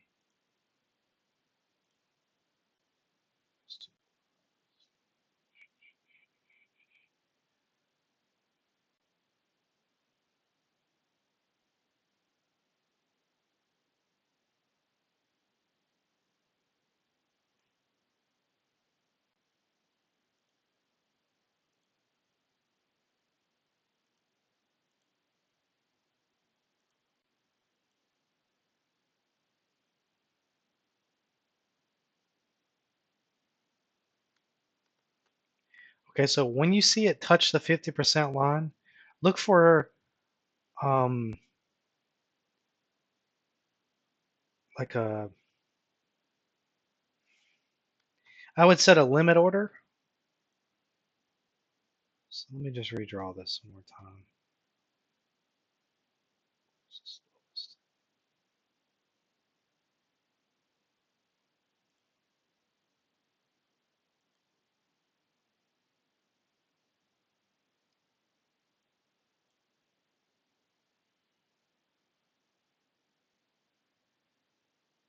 Okay, so draw out your Fibonacci. You see it hit the 50% line. Wait for it to go sideways. So wait for it to kind of snake this line for at least a day. All right? Okay. Once it does that, set a limit entry order at the 61.8% line. for like half of, so 1,500. If you're going to do 3,000, do 1,500. Okay. And I would probably try to do it extended hours first. So get up in the morning or at nighttime, set a limit entry order with extended trading hours for $1,500 at this price, and see what happens. If nothing happens, then set a limit entry order for market open for good till canceled, right? Okay. And if that doesn't happen, every morning do the same thing. Set a Okay. $1,500 limited entry order at the 61.8%. You could also go ahead and just start building a position at 50%, and every time it touches that 61.8, you can add. So let's say, for example, you could do something like, I would go for like a 55% area. So you're gonna have to kind of do some math, but say Yeah, 50. in between right there. Yeah, so Okay. 55%, do like 1,000 or 1,500 maybe, and then every time, then you look at your 61.8%, and every time it bounces off that, you have an entry order that's on that line. So every time it falls, you get an entry order that initiates, and then it goes back up. Oh, okay. Entry All right. order, it falls, entry order initiates, and at that point, You've built it up and you've built that position. And got you. what you're hoping is that it doesn't keep falling, right?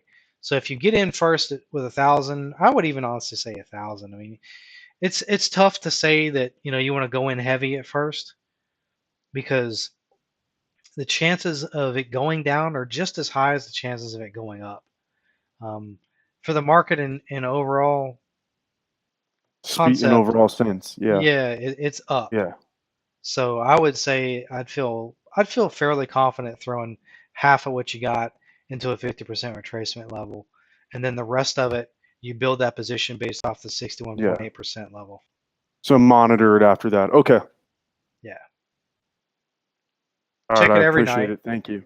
Yeah, you're welcome. Check it every Thank you night. for the time. Okay. Thank you. You're welcome.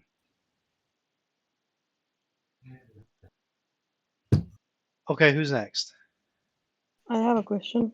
Okay. When does Theta is the contract? It is like certain time, or it is at an open or something? When does it affect your contract? Yeah, the Theta with the So contract. whatever day you get into your contract, the following day the market opens is when Theta takes away that value. Okay, so it's right at the open then. Yeah, so the first day you get into it, as long as you've got a decent amount of time on that contract, you're not going to see any effect of Theta. It's the next market open day where it's going to subtract whatever that Theta number is off of your contract. So right before market opens, or when the market opens, your contract's just going to be less that much value. Okay. All right. Same day expiration or day 2 day, it's different. It's going to be throughout the day. Maybe Okay, so even if a you few buy the days. same day expressions, then you don't eat it, right? You don't get. No, same day expiration, definitely it's going to eat away at that. I mean, no, let me rephrase that. Same day expiration, Theta has already eaten everything it can. So the movement of Okay. that contract is going to be drastic. Okay. All right. Got it. Thank you. You're welcome.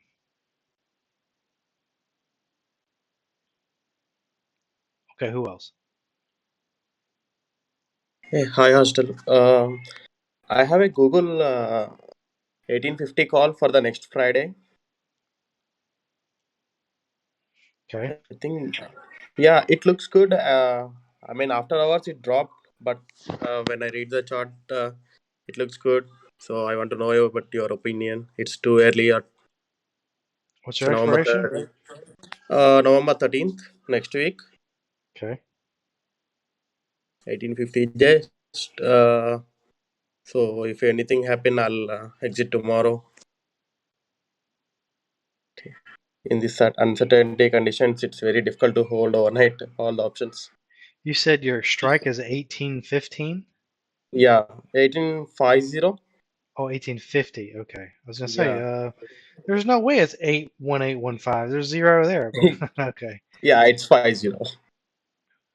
Um. So what's your question? So it's too early for the contract 1850. Too early for what? To get out? Yeah, to get out. Are you in profit?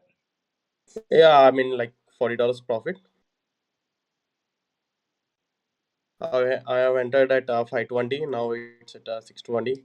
But after that, it pulled back to $12 down after hours.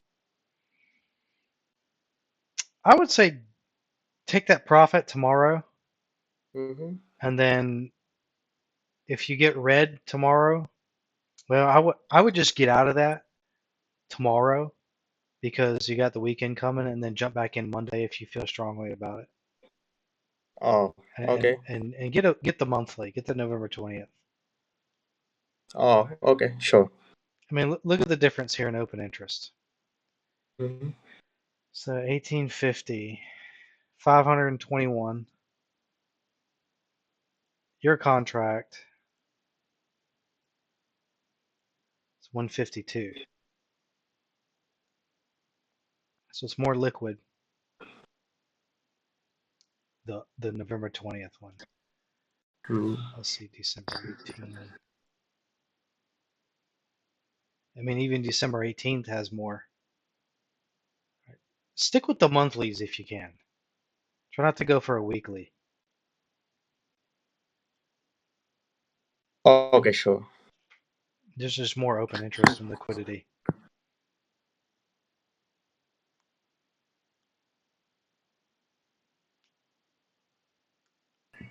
Okay.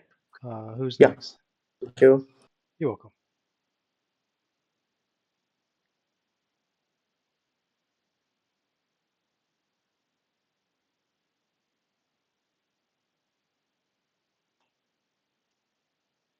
Hey, Hossa, I have a question. Okay. How do you think the big tech will be in the next coming days, such as Microsoft and Apple? I don't think they're going to be pumping as much anymore, but do you think it will continue being upward trending? Yeah, Or I think so. All right. Thank you. That's all I needed to know. You're welcome.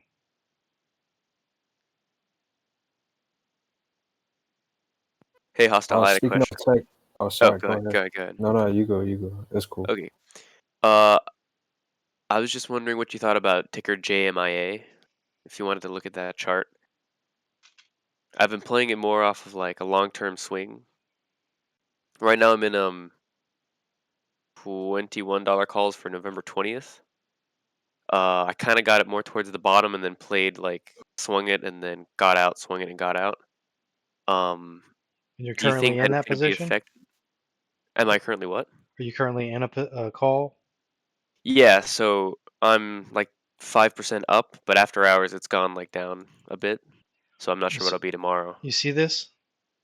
Top left corner? 76% rank. Okay. That means there's a lot more probability of this going down. Oh, really? Okay. I would get out of that. Okay. That's what I've been kind of playing it slow and just like swinging and then getting out and swinging, re-entering. Yeah, Okay. I would Thank you. recommend everybody here, if you're doing options, to get IV rank and current IV scripts and put them into your Thinkorswim if you're using Thinkorswim. Because if you can look at the implied volatility rank, that's going to tell you the chances of how, like, which direction IV is going to go. It's not a silver bullet. Don't get me wrong. It could do completely opposite. It's just the mathematical analysis on the formulas of averages as far as IV rank goes. It's going to tell you the chances of the past 252 days, which direction this has got the better chance of moving with implied volatility. And this particular stock has a 76% chance of going down. So how do I know what does it look like if it has a chance to go up? Is it above like 100 or something? No, it's Or below it's 50. lower? Okay. So 50 is your break even point base as far as IV. It could go either way.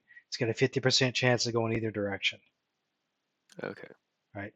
But if it's below 50, then you subtract that number from 100. That's your percent chance of it going up. If it's above 50, then whatever the number is your percent chance of it going down. Okay. Make sense? Yeah. Thank you. You're welcome. All right, go ahead, Richard. I'm just gonna ask you about Amazon. Like, can you take a look at Amazon? And also, if tech runs, Amazon's gonna run with it too, right? Because it's e-commerce. Well, I mean, you got to remember, Amazon's also tech. They're like e-commerce / tech. I don't know if you ever heard of Right. Amazon Web Services, but that's tech. Yeah. So from what I see, there's gonna be like there's gonna be a big pullback soon for Amazon, right? I mean, Could be. I mean, I got this trend line already drawn out. It looks like it's right at 32.58. I wouldn't doubt seeing that number tomorrow. It wouldn't surprise me if you see it at 32.57 tomorrow, or around well, that. I feel like it's gonna pull back in the next couple, days or weeks. It's gonna pull back to the monthly low, like around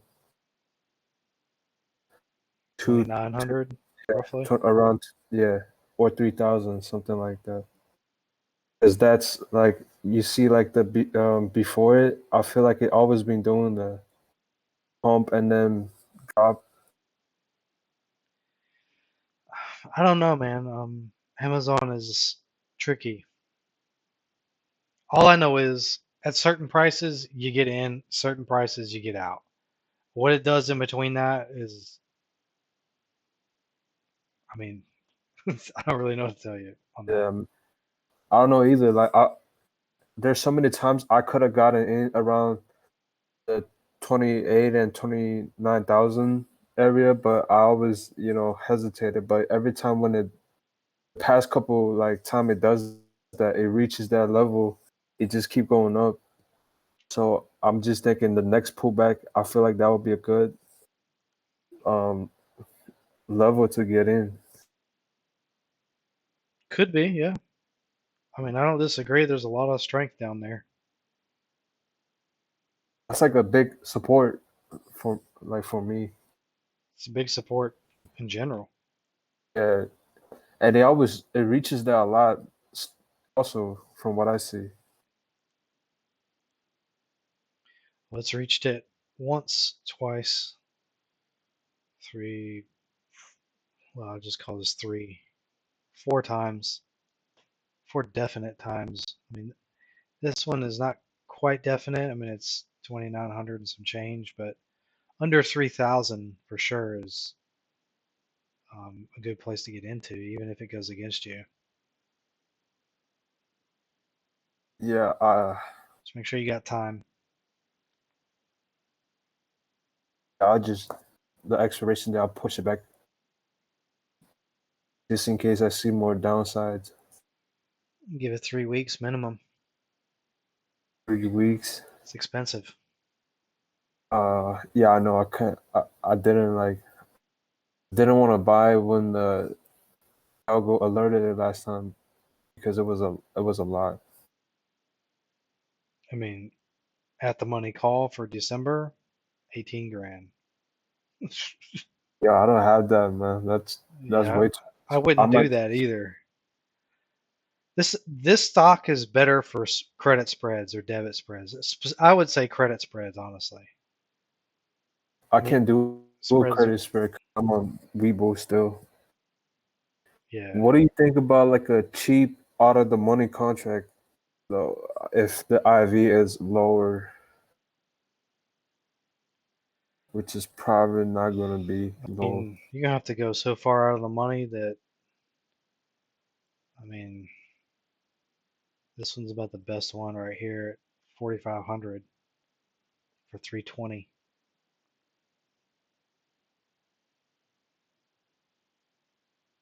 It's just it's really far. Yeah, it's just sometimes when I buy it, like really far out the money contract, they Amazon can move up like 50, like $20 or $30, and I'll just and the contract will stay there because of IV cross. Sometimes that happens. So I don't know. Then you should be looking at the implied volatility before you get into it. Yeah, I know. I was a newbie.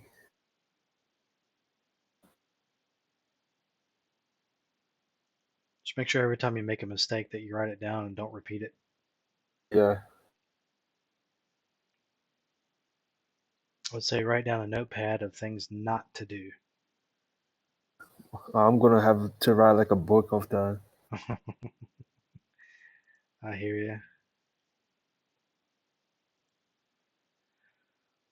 Okay. Who's next? I have a question. Okay. How do you think SPY is going to play tomorrow? Probably a little bit of red.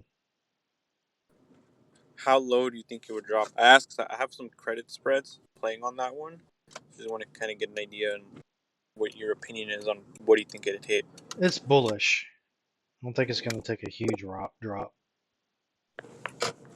Okay, because I think I have mine at between three. Let me check. I have them at. Is it a call credit spread or a put credit spread? It's a put credit spread. I have the 345 and 344. And what's your expiration? This Friday, tomorrow.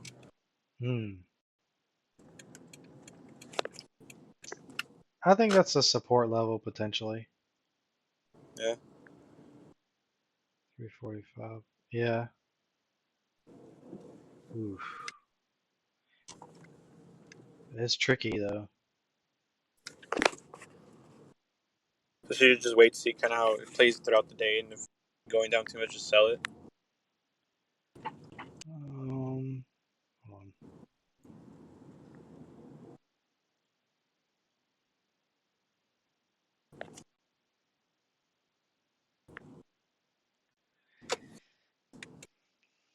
Are you in profit?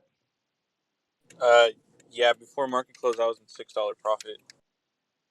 $6, like $600, or just $6? $6. Ooh, okay.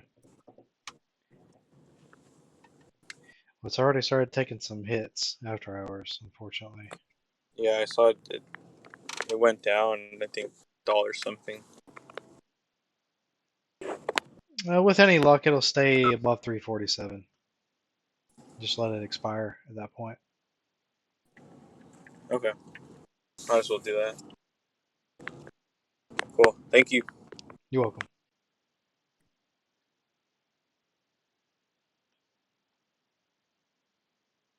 Okay, who's next?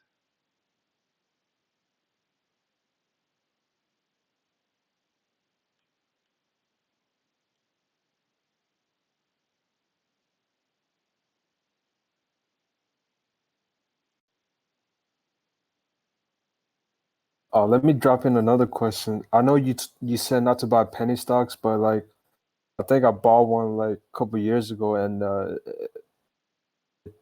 it's pretty low right now. It's SUPV. Can you take a look at that?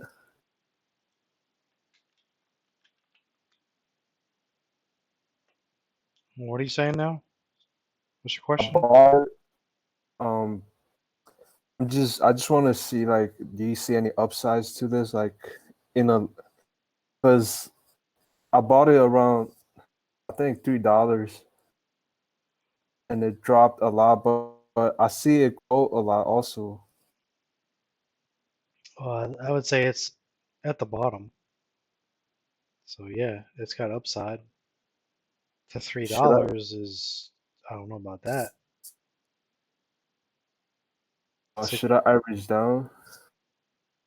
How much you got in it? I got like a couple thousand. I don't know, man.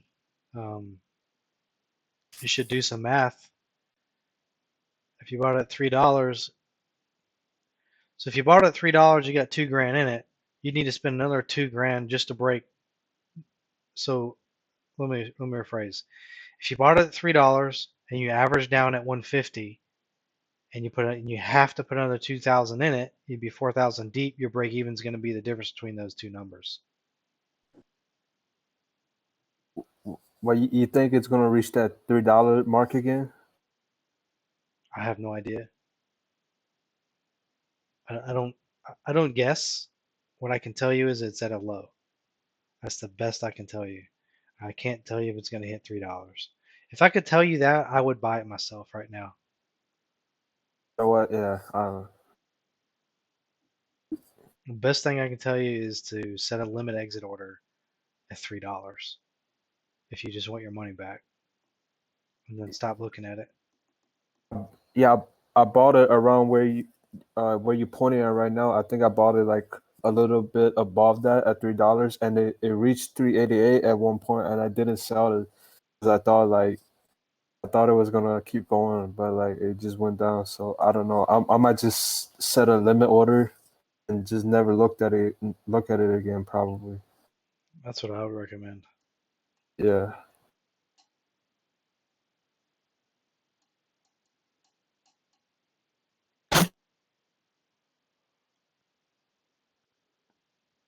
Quick question again. Okay. Look up AIG. Tell me what do you think? AIG? Correct.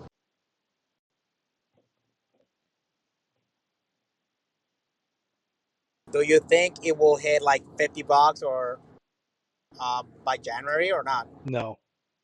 No way. No way. Okay, I'll get rid of my calls. Yeah, I would be highly surprised if that broke that number. I can see bought it the call for a potentially penny. hitting 39, but 39. Because potentially. I bought I think like 50 calls for a penny. So that's $50. I'm just so screw around with it. And right now it's at 3 pennies. I'm like, oh, that's $150. Yeah, take that. Totally. I will. Thank You're welcome. Okay. And that's, by the way, a 200% increase. So most people are wishing they had a 50% increase.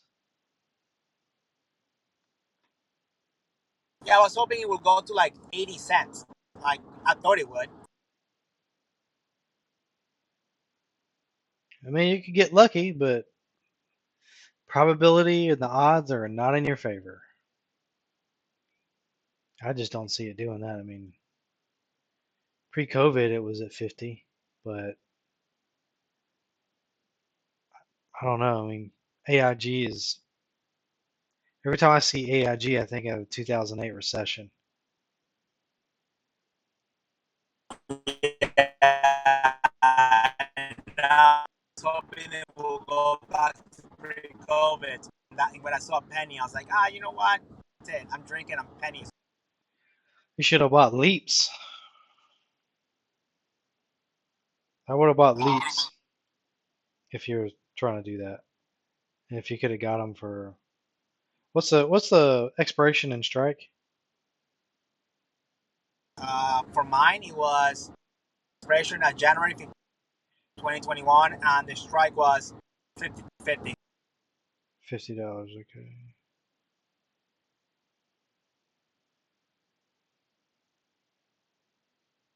So it's doubled.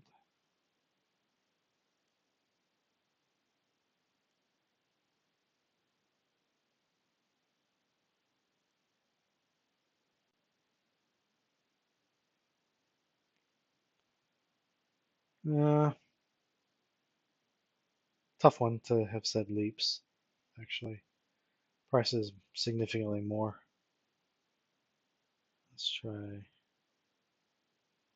And yeah, I'd sell that. Be honest with you. I mean, 200% return. You got $100 profit. I mean, it could go up, right? I mean, it could retest its high. I mean, it looks like it's breached support. I don't know. It might come back through it though. I'm sorry, resistance. It might come back through it. But if it stays above it, so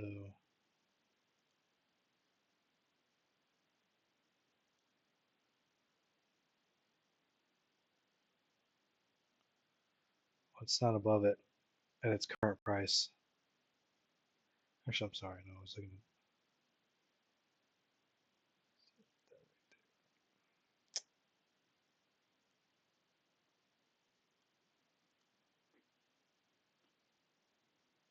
It needs to close another day above this red line.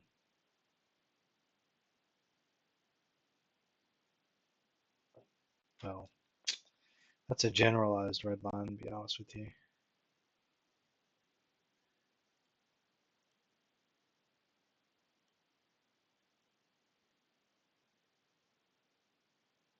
Yeah, no, that red line needs to move up. Let's say 32.63. It needs to stay above that for another full day or two, and potentially go higher than its stay above 33.46. In the same token, to bet on seeing 38 plus, 37 plus. Oh, I see what you're saying. It's got to stay above previous resistance over here, and it's got to have continued strength above. It needs to stay above. It needs to go above this resistance too. All right, so it's in between these 2 points. So basically, it's like, which way did he go? Which way did he go? Right. Again, a 50-50 shot, right? Right. So you could easily lose your profit. I don't know. When you got that kind of profit, I personally take it, no matter what happens. If it rips in the future, so what? You made 200% gain. Like that's solid. No matter how much money it is, it's a 200% return. No financial advisor ever has said that. I can get you a 200% gain. They'd be rich. You're right. Like oh, we all get greedy, and all of a sudden we lose it all. That's right.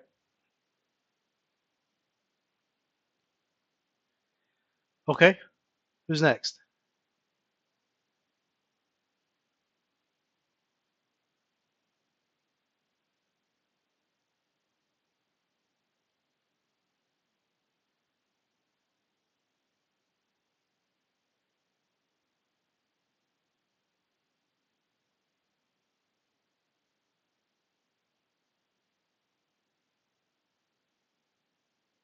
Hostile.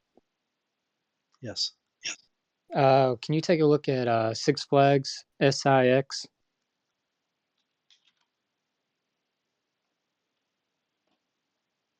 Hitting resistance.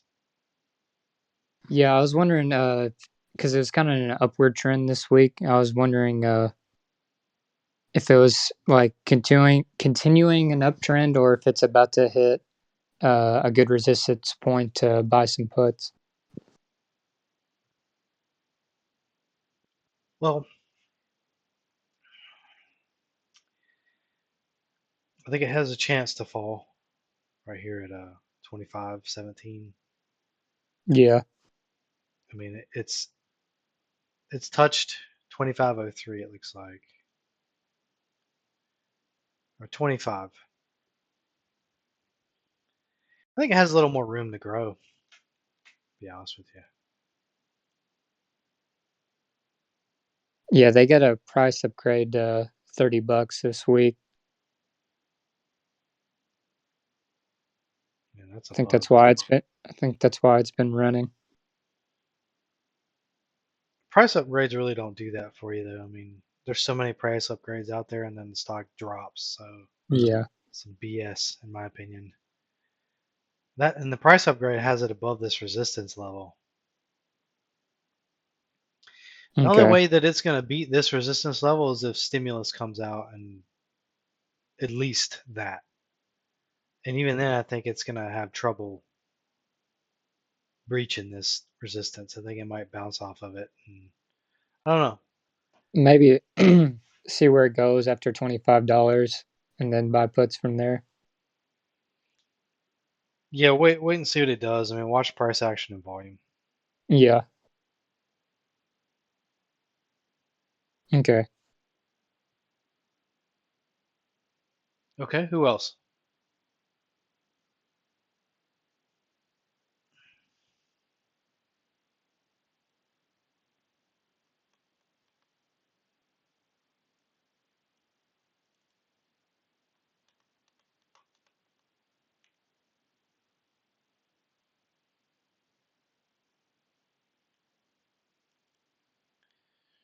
Who's next?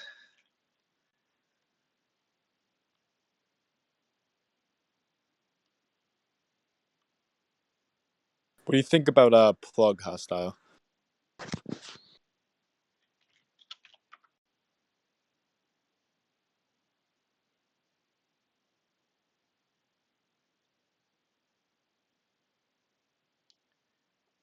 I think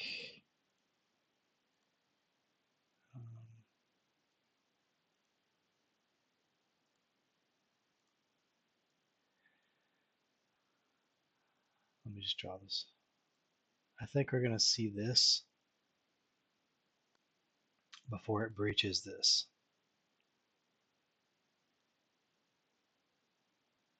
Do you think a leap would be a good idea on plug? A leap? Yeah.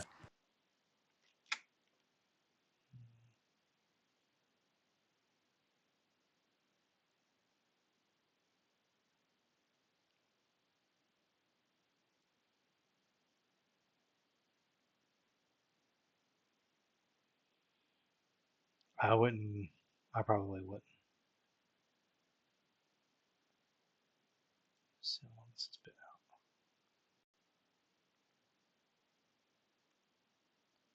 Is that just because of the recent like huge increase, or?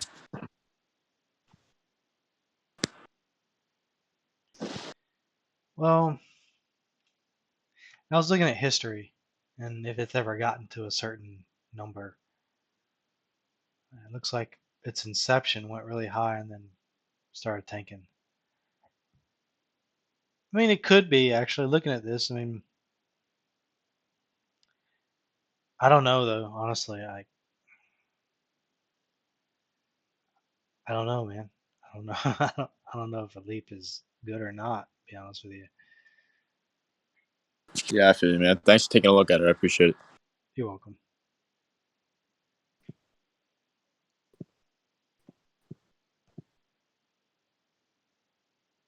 Okay, who's next?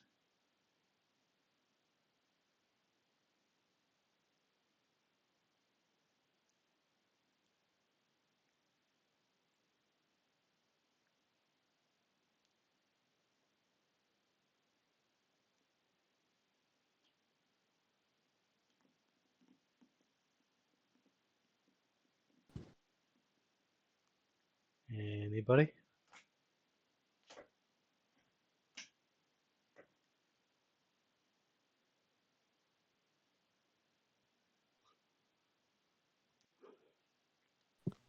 Did you figure out the 8 screens thing in the workspace? I found the workspace thing, but I haven't tried to do the 8 screens yet. Hostile IMGN.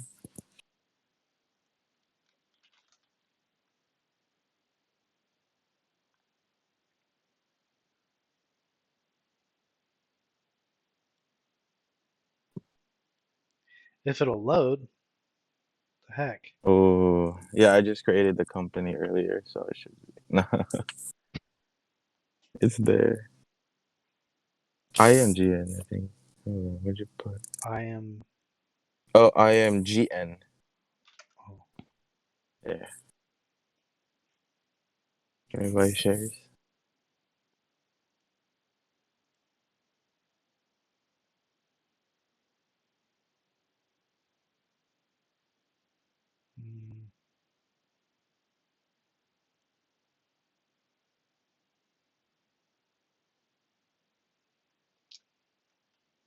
Under $5.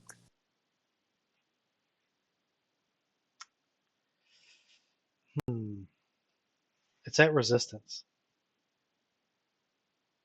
Okay. You see that? Oh, let me draw this.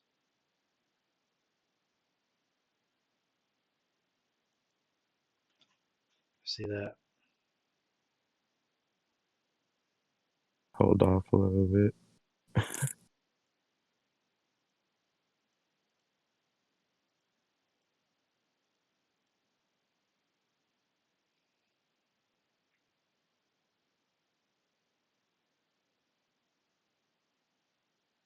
Oh wow, yeah. What level is that hostel? Is it where it's at right now? I can't see that. 589 ish, $6 ish. Yeah, current price is. Are you asking current price or what? Or that level of resistance. Oh, $6. This is a general number, right? Because what I'm trying to Yeah. do here is get all three in the same, right? And I want to get as close to every body candle as possible. I think this is as close as I'm going to get. So I try to average it out, if that makes sense. Yeah.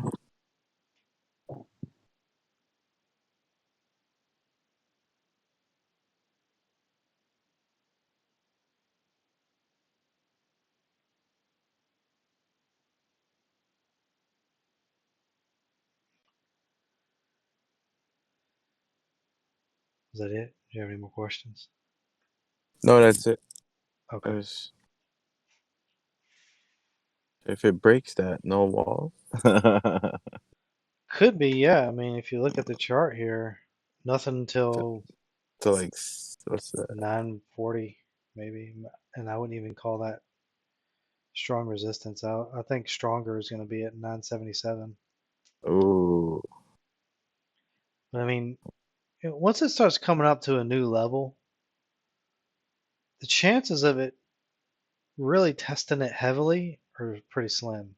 It's got to like wick off of it a couple of times or a few times, and then I might do some retracement.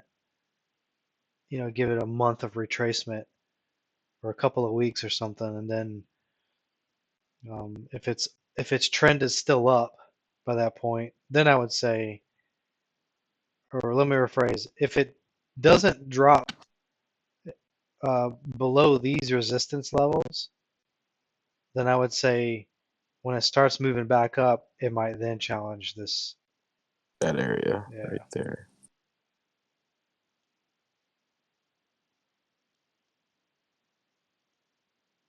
Thank you. You're welcome. Okay. Anybody else? So, what do you think about Tesla 435 call expire on November 13?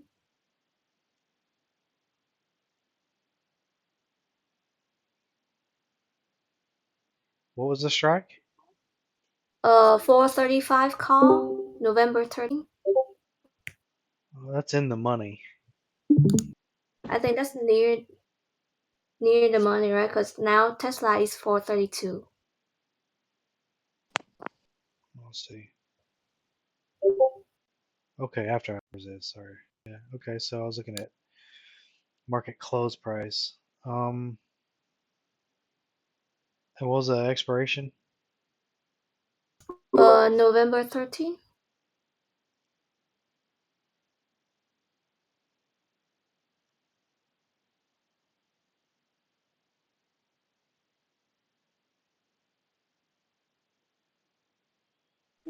I mean, I'm bullish on Tesla. I think it recently hit its lowest, or so the low that it recently hit, I don't think it's gonna. I think that's a support level, a new support level. So if you look at this, let me just clear all this out. So if you look at this, first low is here, second low is here. This is the third lowest low, and they're all up.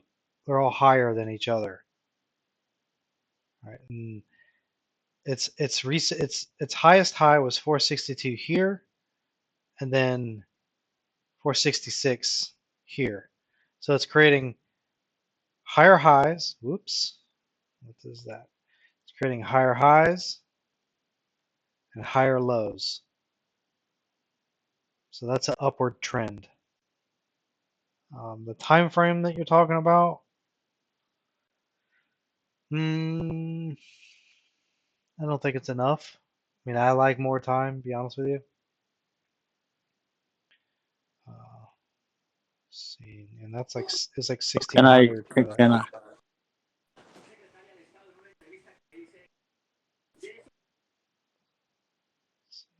all right, so can I buy Tesla now?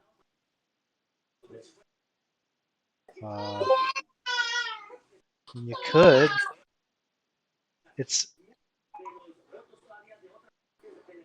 I think it's in the middle of its range. I think it's going to breach its highs, but it's not going to. It's not really going to do it with a lot of strength. I don't know where it's going to stop. At the rate that it's going, it's not going to breach it a lot. I think it might hit like 470 and then start falling back down and find another. It'll create a new lower or a new higher support level. So do you think I should like close out the position tomorrow or just let it run for next week? Well, you're in that position. Yeah, I'm in that position right now. Oh.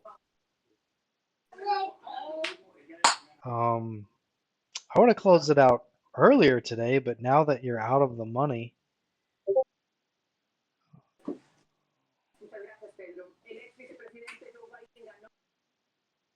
That's a tough one because you got 2 days of theta. I mean, are you in profit? Slightly. If you can get some kind of profit, get out of it tomorrow, and then maybe get back in it on Monday. I mean, like, what time frame should you suggest for Tesla to reach the higher high? Like, further down, like expiration day, like December or? If you can afford it, yeah. I mean, I would say look at what the trend is here for Tesla, right? It's creating higher highs. It's creating higher highs and higher lows. So, Byron, can you please mute your mic? You got a lot of background noise there. Oh, I'm sorry. No worries. It's creating higher lows and higher highs. The higher highs aren't as pronounced as the higher lows. So it's kind of like in some form of consolidation between its support and resistance levels. And what I think is going to happen is Tesla's going to create smaller high, or the highs aren't going to be as strong. The support's going to move further up. And then as the support and resistance start to squeeze together, then it's going to have a breakout. That makes sense? Yes. Okay, and with that being said,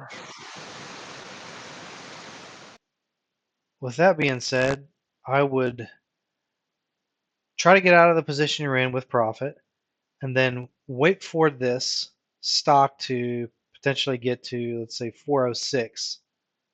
I think is going to be its next higher low, somewhere around there. And then get into it from there and try to get 2 to 4 weeks out if you can. Give it enough time. The longer out, the better, because you got more time. Theta's not going to hurt as bad. And you got more time for it to swing. You got more time for it to pump. Right? The shorter time frames, those are really not good to get into unless you're really at a strong support level. Right? I mean, Tesla Tesla can move, and I always recommend betting for Tesla to move up, not against it, right? Hmm. So I do. like what strike do you suggest when it breaks down to 406, like I would get 450 out the money if you can afford it. out So out of the money? You at mean out? at the Oh, money, at the money, yeah, 2 to 4 weeks out. yeah, if you can afford it, yep. Okay, okay, So got it. ideally, let's just assume for a second that it's at support. Ideally, I would go for the December 18th strike, right? But that's expensive. Right? We're talking $3,000, $3,000+, right? I don't really like weeklies, but I think for Tesla, it's it's doable. Um, yeah, I mean it's doable for Tesla as far as the weeklies go. So like this 22 days till expiration one is basically 3 weeks, and the cost of that is see it's not that much of a difference. It's only $600. I mean, if you're putting 2,700 in, you might as well get the December one, the December 18th monthly, 30 37. What's another 1,000? Sorry. I mean, you could get the 35, or I'm sorry, the 440 for 35. You could get the 450 for 3,000. I mean that's a good one, right? You don't necessarily have to get at the money because we know Tesla, it can go from 435 to 450 pretty easily, in my opinion, sometimes. And there's a lot of open interest on that strike. So I mean, I like to pick strikes based off of open interest and then the cost. Yeah, me too. That's why I picked the strike. I always based on volume, open interest, and how like far the money or in the money, near the money. Yeah, get as close to at the money as possible. So 435 right now is at the money. You're gonna get to as close to it as possible, and as long as there's, 500 to 1,000 open interest, that's a safe number to be at. Like this 445 and this 455, I don't like those. It also tells you something about the price. Like so, 450, it's got 8,900. Right, 450. Let me. Right here is 450. Let me get this. That's roughly 450. Right, so that's resistance. That's the first resistance it's got to break. Strong resistance. That's why there's so many people that are choosing this strike, 450, right? 8,900. So I mean, that's a good way to look at and see. All right, what's the open interest? Where's it strongest at? And then go look on the chart and determine, okay, is that a resistance level? And I would say it is, right? But like which time frame like on the chart you looking when you pick for the strike and the expiration? So on On on on my charting here, I like to choose everything. Like I like to look at Tesla from the time it did its high after post split. This is the time frame that I start looking at it because everything prior to that honestly doesn't make a bit of difference to me now that it's split, right? Prior to split, it makes a lot of difference. But after the split, it's kind of like convoluted and cloudy, right? So I don't really look at it now. I only look at Tesla based off of its post-split numbers, right? So it hit its high and then created a low. So this is going to be our largest range, right? So 307 to 538 is going to be the biggest change in price difference for Tesla, right? And then you start looking at all the other support levels and resistance levels and determine, where the entries are, where the exits are.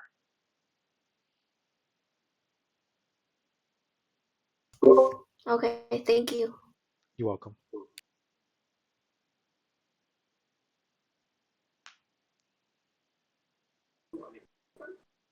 Okay. Who else?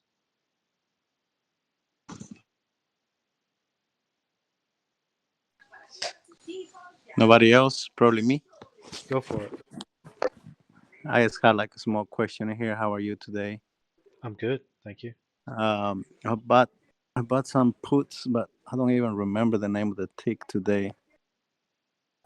I don't know if I exit out of here and go to my. Let me see. Oh no, I think it's still there. Okay, so wait 1 second. The name of the puts are the. Okay, here they are. TAN.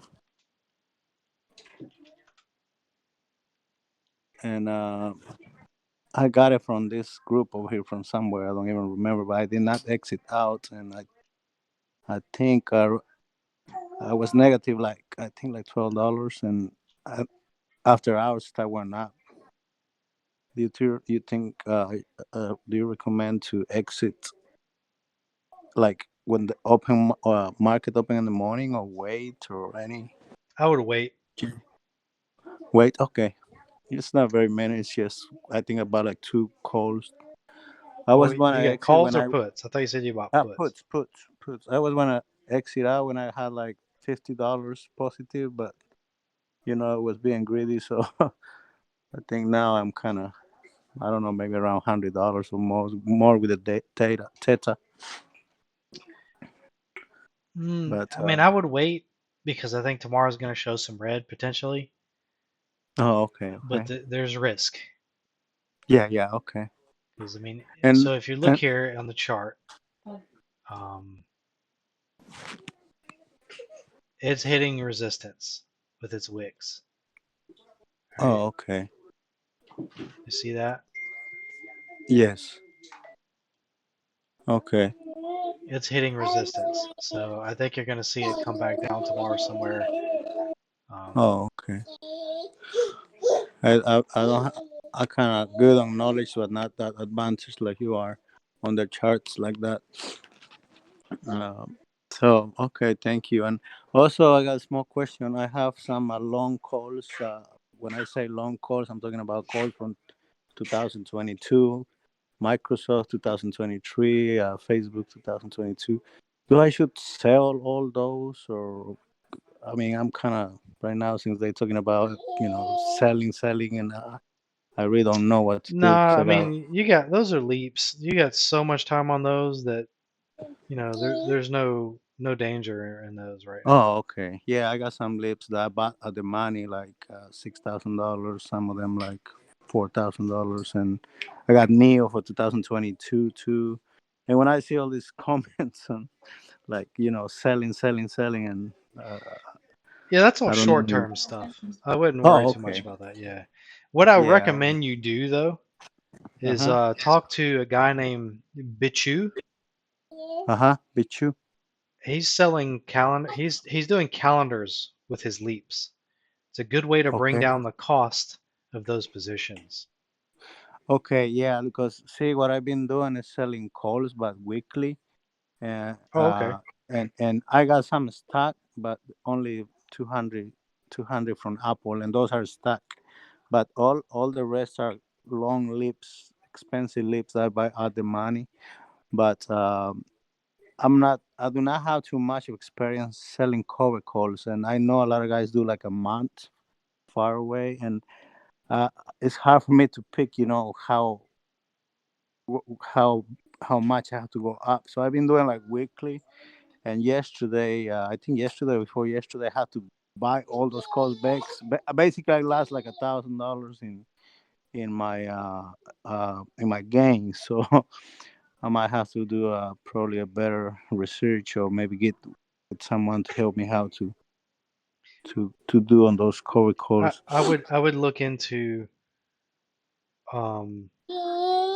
calendars. Okay. So try to YouTube something along the lines of calendar leaps Calendar lips. Okay. and see what that brings back. Is that similar to the poor cover call? Is So it or? basically, what you're doing, like what a calendar is you bought a call, so that Uh-huh. means you're quote unquote owning 100 shares. Mm-hmm. And then if you sell a call against that, Mm-hmm. now it's a covered call, Oh, okay. right? But Mm-hmm. you're selling it to take in the premium to bring down the cost of that leap. Yes, yes. And if it's so here's the thing, if the stock goes up in value and it Uh-huh. makes your covered call negative, then Yes. Mm-hmm. I would seriously consider, and don't do weeklies, do monthlies or bi-monthly, right? Do 1 or Okay. 2 Okay. month out. That way Okay. you get good premium, and this is a very complex strategy. Uh-huh. I'm trying to think of the best way to explain this. So try to at least do 30 days out, and Okay. you want to sell a call against your leap, Uh-huh. which Yes. makes it a calendar. You want to sell it against the leap when you're at resistance. Okay. That way it falls. You know what I'm saying? Now, excuse me, when you say at resistance, you mean selling the call when it's on the highest price, correct? Correct. Okay. And Okay. then it's going to have its retracement happen, and that's when you want to exit that Okay. sold position. Okay. Yeah, because I had all these calls that I had to kind of, I will say, close or buy back. I'm talking about the cover calls, Yep. and like some of them I basically kind of, I will say, I don't know if it's loose or not loose, but like $200, and You another have one I got shares on those? Facebook got me really bad because no, Facebook I have long lead. On Apple is on ones I have 200 shares, but the other ones are long leaps. So Apple, I mean Facebook, I sold the cover call for $200, and somehow I got busy in the morning, and when I saw that Facebook went, I think like $15 or something, so when like when like my when I have to close that buy back the cover call, I pay like I think like $600 or something because I really did not know if it was going to keep going up or not. So So in that scenario, if you're really, really down on that covered call, you need to sell uh-huh. that leap with it.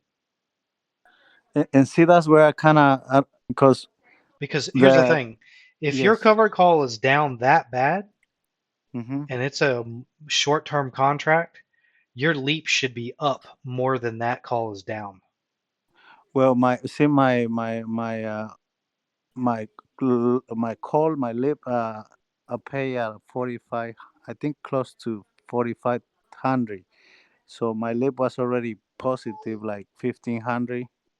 Yeah, And see, that's exactly what I mean here is okay. if you sold a covered call against your leap, or let me just Yes. rephrase that. If you sold a call against your leap and your call is down 600, your leap is up 15, you sell both, you pocket 600-700, whatever the cost is, get back into the leap at support.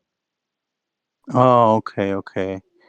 Never Okay. ever take a loss in that scenario, because that's why you have protection, right? So what you're trying to do here is sell that call and it expire worthless. Okay, expire worthless, right? Which means it's below the price you sold it at. Are you talking about the lip or the call? The covered call. Oh, So okay. you've got your leap, and you've got the covered call. Okay. So you get into the covered call, and basically what you're trying to do is let that covered call expire under the price you sold it. If it doesn't and expires above your break even, so let's say for easy numbers, you sold a $20 strike, it paid you Mm-hmm. $200, your break even's 22. If it finishes Mm-hmm. above that, and you need to sell your leap in addition to it, right? Will I get a sign it because that cover No. call was Mm-mm. no? No, you won't get assigned. That was why I was afraid because the Facebook that I sold, I think I sold it at, I don't even remember now, but that cover call was like $8, like It, $5 if above. whoever's on the other side of that exercises it, it's just going to take away your leap. I think is how that works. Oh, I mean, okay. do you know what a covered call is by itself without the leap? Yeah. It's I mean, you basically saying that you want to sell that if that mid, right? So you have to sell the shares, correct? Yeah, I mean, you're going to own 100 shares per contract, and if you sell a covered call and it finishes in the money, then it's going to take your shares and just give you Yeah. what they're worth at that moment, plus whatever premium it paid you initially. You get to keep that. Yeah, I haven't been assigned it yet, so that's why I was kind of. And the way I was thinking when I closed those So when I let close me. discovery calls is that I will get in since I have like 2 years. I guess if I did bad this week, I still have plenty weeks to kind of recover that. I will say that Well, just loss, right? remember this. If Yes. you sell a covered call against your leap and you're down pretty big, like that other one, $600 on that covered call, you need to sell that leap with it. Get out of Okay. both because you're going to make profit. Okay. And then Okay. you get back into that leap when the price falls again. Okay. I need to kind of because I do this in Robinhood, and it's a little different than Ameritrade, and my over 25K is in Robinhood, so I need to research and see how. Because I know on Ameritrade you just close both at the same time, I guess, right? But in Robinhood, I kind of do it separate. So, Well, I mean, no, mhm. you can't really close both at the same time because they're two separate positions. Oh, okay. You're gonna have to. I mean, no matter what, you're gonna have to probably close them out individually. I mean, you can probably go in to Thinkorswim and say, "Hey, I want to close both out," but it's not gonna initiate both at the same time necessarily. Oh, okay, It's I someone got is you. gonna take one and someone is gonna take the other. It's not gonna be one person takes both, right? Oh, okay, I got you. Because in Robinhood, it's kind of I've been selling like cold calls for I will say a little while, but 2 days ago I had three on Apple.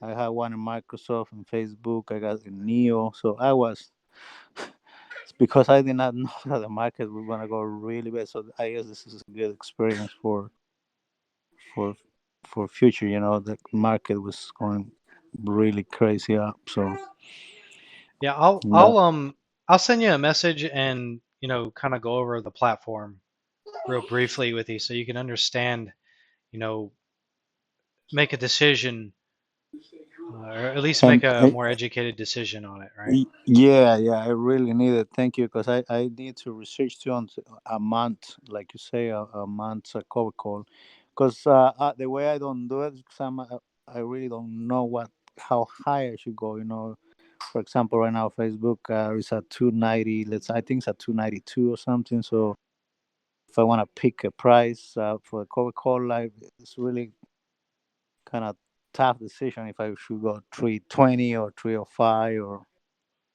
so. But I really appreciate you send me that message. I kind of need that help, and that's why I uh, enrolled to this group here, because I see there's a lot of people with knowledge here. Yeah, I would definitely those types of strategies that you're into, they're really great, especially if you've got good capital. They're really great to play, but there's a specific way you have to play them. Yeah, I think that's where I need to be a little more educated, because I do have some capital, and I really like, for some reason, those over a year or 2 years contracts. I have Microsoft 2023, and I got one Apple too.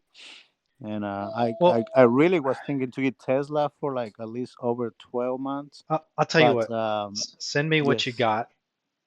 Okay. Mm-hmm. Okay. This is my expertise as far as selling options. Uh-huh. So this is where I'd actually do the best of my trading.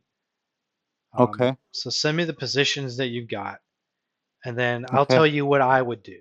How's that? I really appreciate, and I'm really interested in trying to get a long leap of Tesla too, because I see that I can get some cover calls at least, but I haven't had one that far. So I traded before, like a day trade, a call like a day trade, or sometimes for probably a week. But I sent you the information. I'm new on Discord group. I need to do some more research how to use it because I'm used to the different platforms, but this is a new group over here, so Yeah, I I I sent you a see. message so that you can just respond Okay, to it. great, because I haven't really used. This is my third day on this group, so if you send me a message, I really appreciate. What's your yes name, nickname? What you? I don't even know how I enter over here when I saw that. Is it hostile Yes. takeover? Yes. Oh, okay. Yeah, I really appreciate that, and you have a good night. Okay. You too. Thank you. I appreciate it. You're welcome. Okay. Thank you. You're I welcome. don't even know how to hang up over here. See, thank you. Right. Sorry.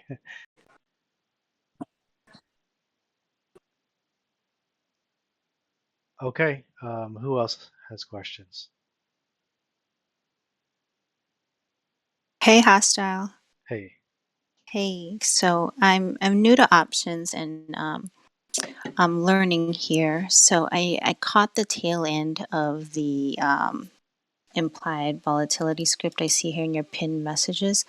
But could you explain this again, or maybe point me to somewhere where I can read up on this on the Discord? So, you want to know about implied volatility specifically, or Yes, and like the scripts you have here that pinned to your channel. okay, How do you use them? Okay, so implied volatility is one of the major things that makes the contract move in price. And it's probably more important than the price itself. Okay. So when you buy an option, you want IV to be low. When you sell it, and when I mean sell it, I mean sell it to open the position. Okay, so there's buy to open and there's sell to open. That means you're entering into the position for both. Okay. When you're trying to get out of a buy to open position, you sell to close. Okay. When I sell to open a position, I need to buy to close it. Okay. You follow me so far? Yes. Okay. So low implied volatility, you want to buy to open that. High implied volatility, you want to sell to open. I don't recommend option selling if you're very new. It sounds like you're very new, so I would recommend against that. The only reason I'm telling you this is because, as far as the IV, never ever buy an option with high IV. Okay. Okay. Now the scripts that I have on my screen here at the top left, the IV Yes. percent is the rank. The one in the yellow, that's the current IV. Okay, so IV percentile or IV rank basically just tells you over the past 252 trading days, everything averaged out, this is the rank that it gives it. And when you use this rank, I'll start at 50%. So at 50%, it has a 50% chance of going either direction. Okay. But if it says 25%, it's got a 75% chance of going up. And if IV percent is at 75, it's got a 75% chance of going down. You got it? Okay. Yeah. It can be a little confusing. It took me a while to fully understand. Let me see if I've got. So that's the percentage. Yeah. Okay. So the current IV number is just what it's at right now. Okay. And you want to pick when you choose option, you said you wanted to make sure that number was low. But what's considered low? So that's exactly what I was getting ready to lead into is when you look at the IV rank, if this number is low and Okay. whatever this number is, you relate it to the IV rank. If the Oh, IV rank relative to that. number, yep. Okay. So if the IV rank number says 25, but this says 63, that means that 63 is actually low. So here, I'll use Tesla as an example because that one's always. So look, IV rank is 22, but it says 69 IV, right? This means that 69 is low. I'm actually used to seeing Tesla at 140 and up, right? So IV rank tells you, see, like here's the problem with when people look at IV and they don't have IV rank, they might think 69 is high. So like, oh, you know what? I don't want to get in that position because it's too high. They might just have in their head 0 to 100, right? In reality, it can go up much further than 100. I've seen it 200 or 300, 400 at sometimes. So you take the IV rank and you relate it to your current IV. If IV rank is low, and you subtract, so if it's under 50, you subtract that number from 100. If it's over 50, you take that number. That's the percent that it's going to go down, right? Does that make sense? Kind of. Yeah, I understand. It's very That's why I was like, complex. I'll read up on it. Like, I'm looking at my. Let me see if I have. I think I'll just have to go through more examples to see, you know, how these numbers relate. So what I guess what I can do I mean, I is get the high-low part, but then I it's the relating part that I'm getting kind of lost with, I guess. okay. So I'll see if I can explain it a little bit easier. So always pay attention to the IV rank first. Okay. Okay. If that number is under 50, then there's a Okay. chance it's going to go up. The lower the number, the better. Okay. That's really the most important thing. And then when you look at current IV, it's not really as important as IV rank because IV rank gives you that percentage chance or probability that it's going to go up or down. Whereas current IV, the yellow on my screen, is just what it currently is. Right? So there's a Okay. range, right? There's a range of implied volatility. And if you don't follow a stock religiously, you're not going to know that range. The IV rank gives you that quote unquote range in a percentage, if that makes sense. Okay, so like in Tesla's example, the IV rank is 22. Yep. So because that's under 50, there's a chance it'll go up. Specifically, But there's a 68% chance it's going to go up in implied volatility. Right? So 100 minus 22. That's 68, right? Shit. So 68 chance it'll go up. 78? Oh my god, my math. 78 chance. I'm sorry. 78% chance. So that's what I said here. IV rank. Okay, making sense. Okay. Okay, so IV rank, if it's under 50, you subtract this number from 100. That's your percent chance of it going up.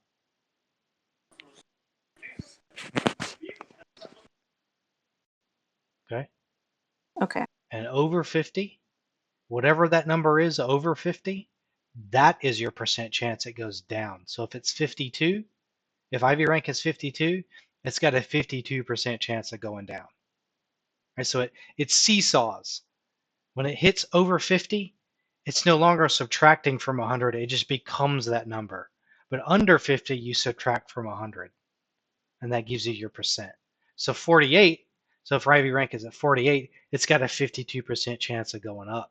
If IV rank is at 52, it's got a 52% chance of going down. Make sense? Yes, that makes better sense. And I think it's more important to look at the IV rank. Now, again, this is relative, right? Current IV is just what it currently is. So, like, I would say call options on this or put options. It doesn't matter. If you're buying to open a position, this is very low IV. Okay. Let me see if I can find one that's high.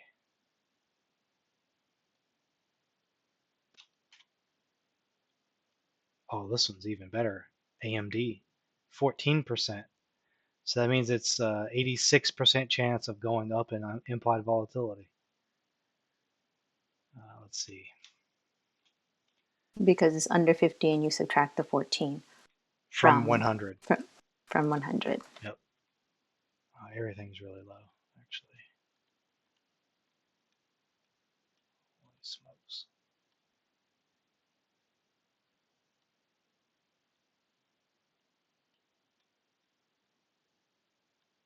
I was clicking through and I think I saw some of them change. Do they change colors? Maybe I was imagining. They do. They do. And does the color have significance? Like I forgot which one I saw it on. The color,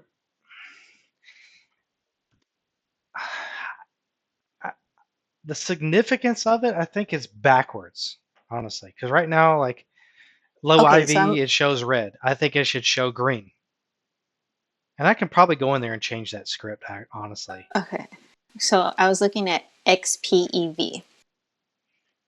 And the IV is 100% and it's green. So does that just mean it? What was the ticker? XPEV. XPEV. Yeah, see, this is what I mean. It's backwards, in my opinion. Like, mentally for me, when I see 100% IV rank, that should be red. That should tell me I should be stay away if I'm buying and sell that instead, right? Yeah. Just for me mentally, red means sell. Green means buy. Right? That's just kind yeah, of that's what I was like. Why is it saying 100? And I was like, this seems okay. Yeah, I just think the person that made the script, they just put the colors in that fits better in their head. Because for them, the person I got this from, all they do is option sell. So to them, maybe green means go. Right? That's the only reason why I can assume that they made that green when it says 100%. Now, mind you, when it's at 100%, current IV can keep going up. There's nothing to stop it. So okay.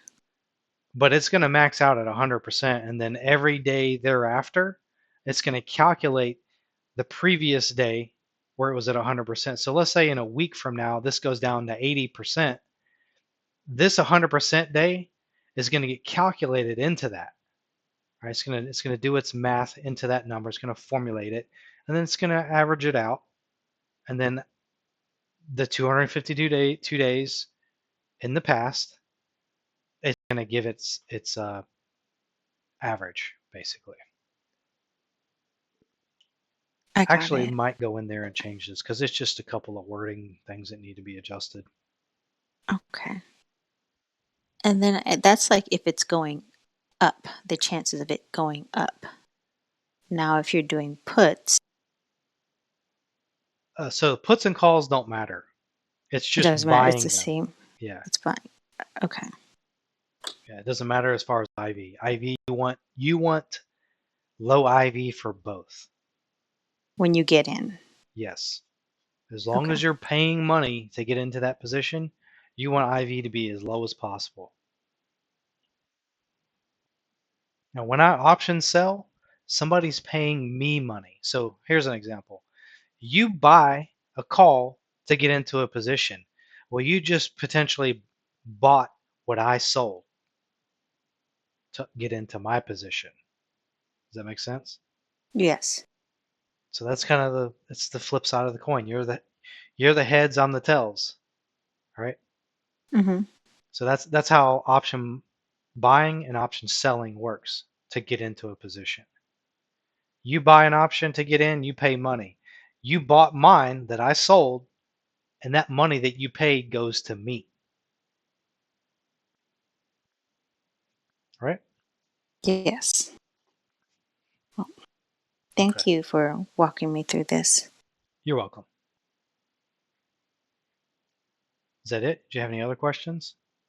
Mm, I do have a question, another one, I guess. You know, I Okay. had bought some Neo shares back in August, and You're in it's profit. yes, I'm in 90% profit. I guess, you know, when I did this, I wasn't thinking long term. I just saw something that was growing, and now I'm thinking maybe hang on to them long term. What do you think about that? Well, me personally, I don't like long term. I like to flip my money. That's what I was thinking. Like, I don't want to, like, it's at, you know, I've almost doubled my money. Do I take it and put it into something else? That's a tough I one mean, because Neo has been ripping this whole time, I basically. know. So I don't see it coming back down to that. I mean, it could, right? There's nothing to say it will or won't. That's a really hard one to say. Me personally, I would sell it, but you and I are two different people, right? You have your own strategy and portfolio and the things that you want to accomplish, and mine are very different than yours, basically. So if it were me, yeah, I would sell it, but there is a major but, right? If you were thinking long term, then you know maybe you should hold it. Maybe this will be the next Tesla, right? That's what I was thinking, or I missed the Tesla train, and that's what got, you know, turned me on to Neo and, you know, focused my eyes more on them. And, you know, it worked out for the past couple months. What I would But recommend is do fundamental analysis on Neo, right? Learn everything about the company, learn their future projections, learn their earning per shares, know who their CEO is, know what their future goals are.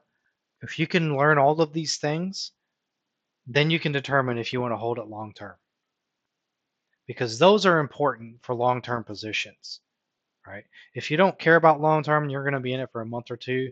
You don't need to do fundamental analysis. You just need to do technical analysis. But if you want to hold something for long term, at least you're thinking, maybe I should hold this for long term, then I would suggest looking into the fundamentals of the company. Know everything about them. got it. All right. Thank you. You're welcome.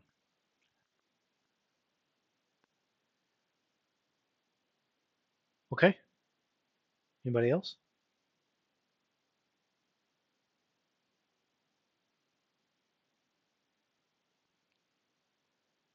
Did you change your name to that, Nico? Dude, Ant changed me. It's Yeah, Anthony. dude, Like he changed me to Stroking. he changed He everybody, changed bro. everyone to Look his at name. Jet. He's Dude, he stroking named me now, dude. Stroking. He called me Stroking. Look, Oh, he's changing dude. everyone's name. He's having a good time. Oh, man. Bruh. He changed someone's name to Jet's boyfriend. Like, what the fuck? Oh yeah, and recommendation Dude. for EVs. Whoever was talking about EVs, look into Dude, Neo, XPEP as bro. well. No, XPEP Neo. as well. Did you see XPEP today? Yeah.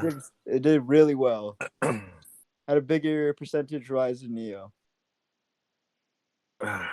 Did you know, dude? XPEV back then was actually more expensive than the Neo. Mm-hmm. But When there's when it came out, I was gonna play its IPO. I think it was like 23, if I'm not mistaken. And I thought it was a steal, but then it dropped. I like that name better. Motel 6. XPEV. Motel 6. Dude, I want him to change me from Stroking, bro. I don't like this name. Dude, they changed. They They're changed changing Cal's everyone name. in trade floor that's talking. They changed Cal's name to Brothel Nico. Like what? Brothel or Brothel, Brother yeah, named Brothel, bro. Nico. It looks like his name is Don't Call Me Nico. Oh yeah, they changed it to that. Oh yeah, don't count me, Nico. Stupid, bro. That's funny. So would you get mad if you changed your name too? He can't change my name. Who's doing this?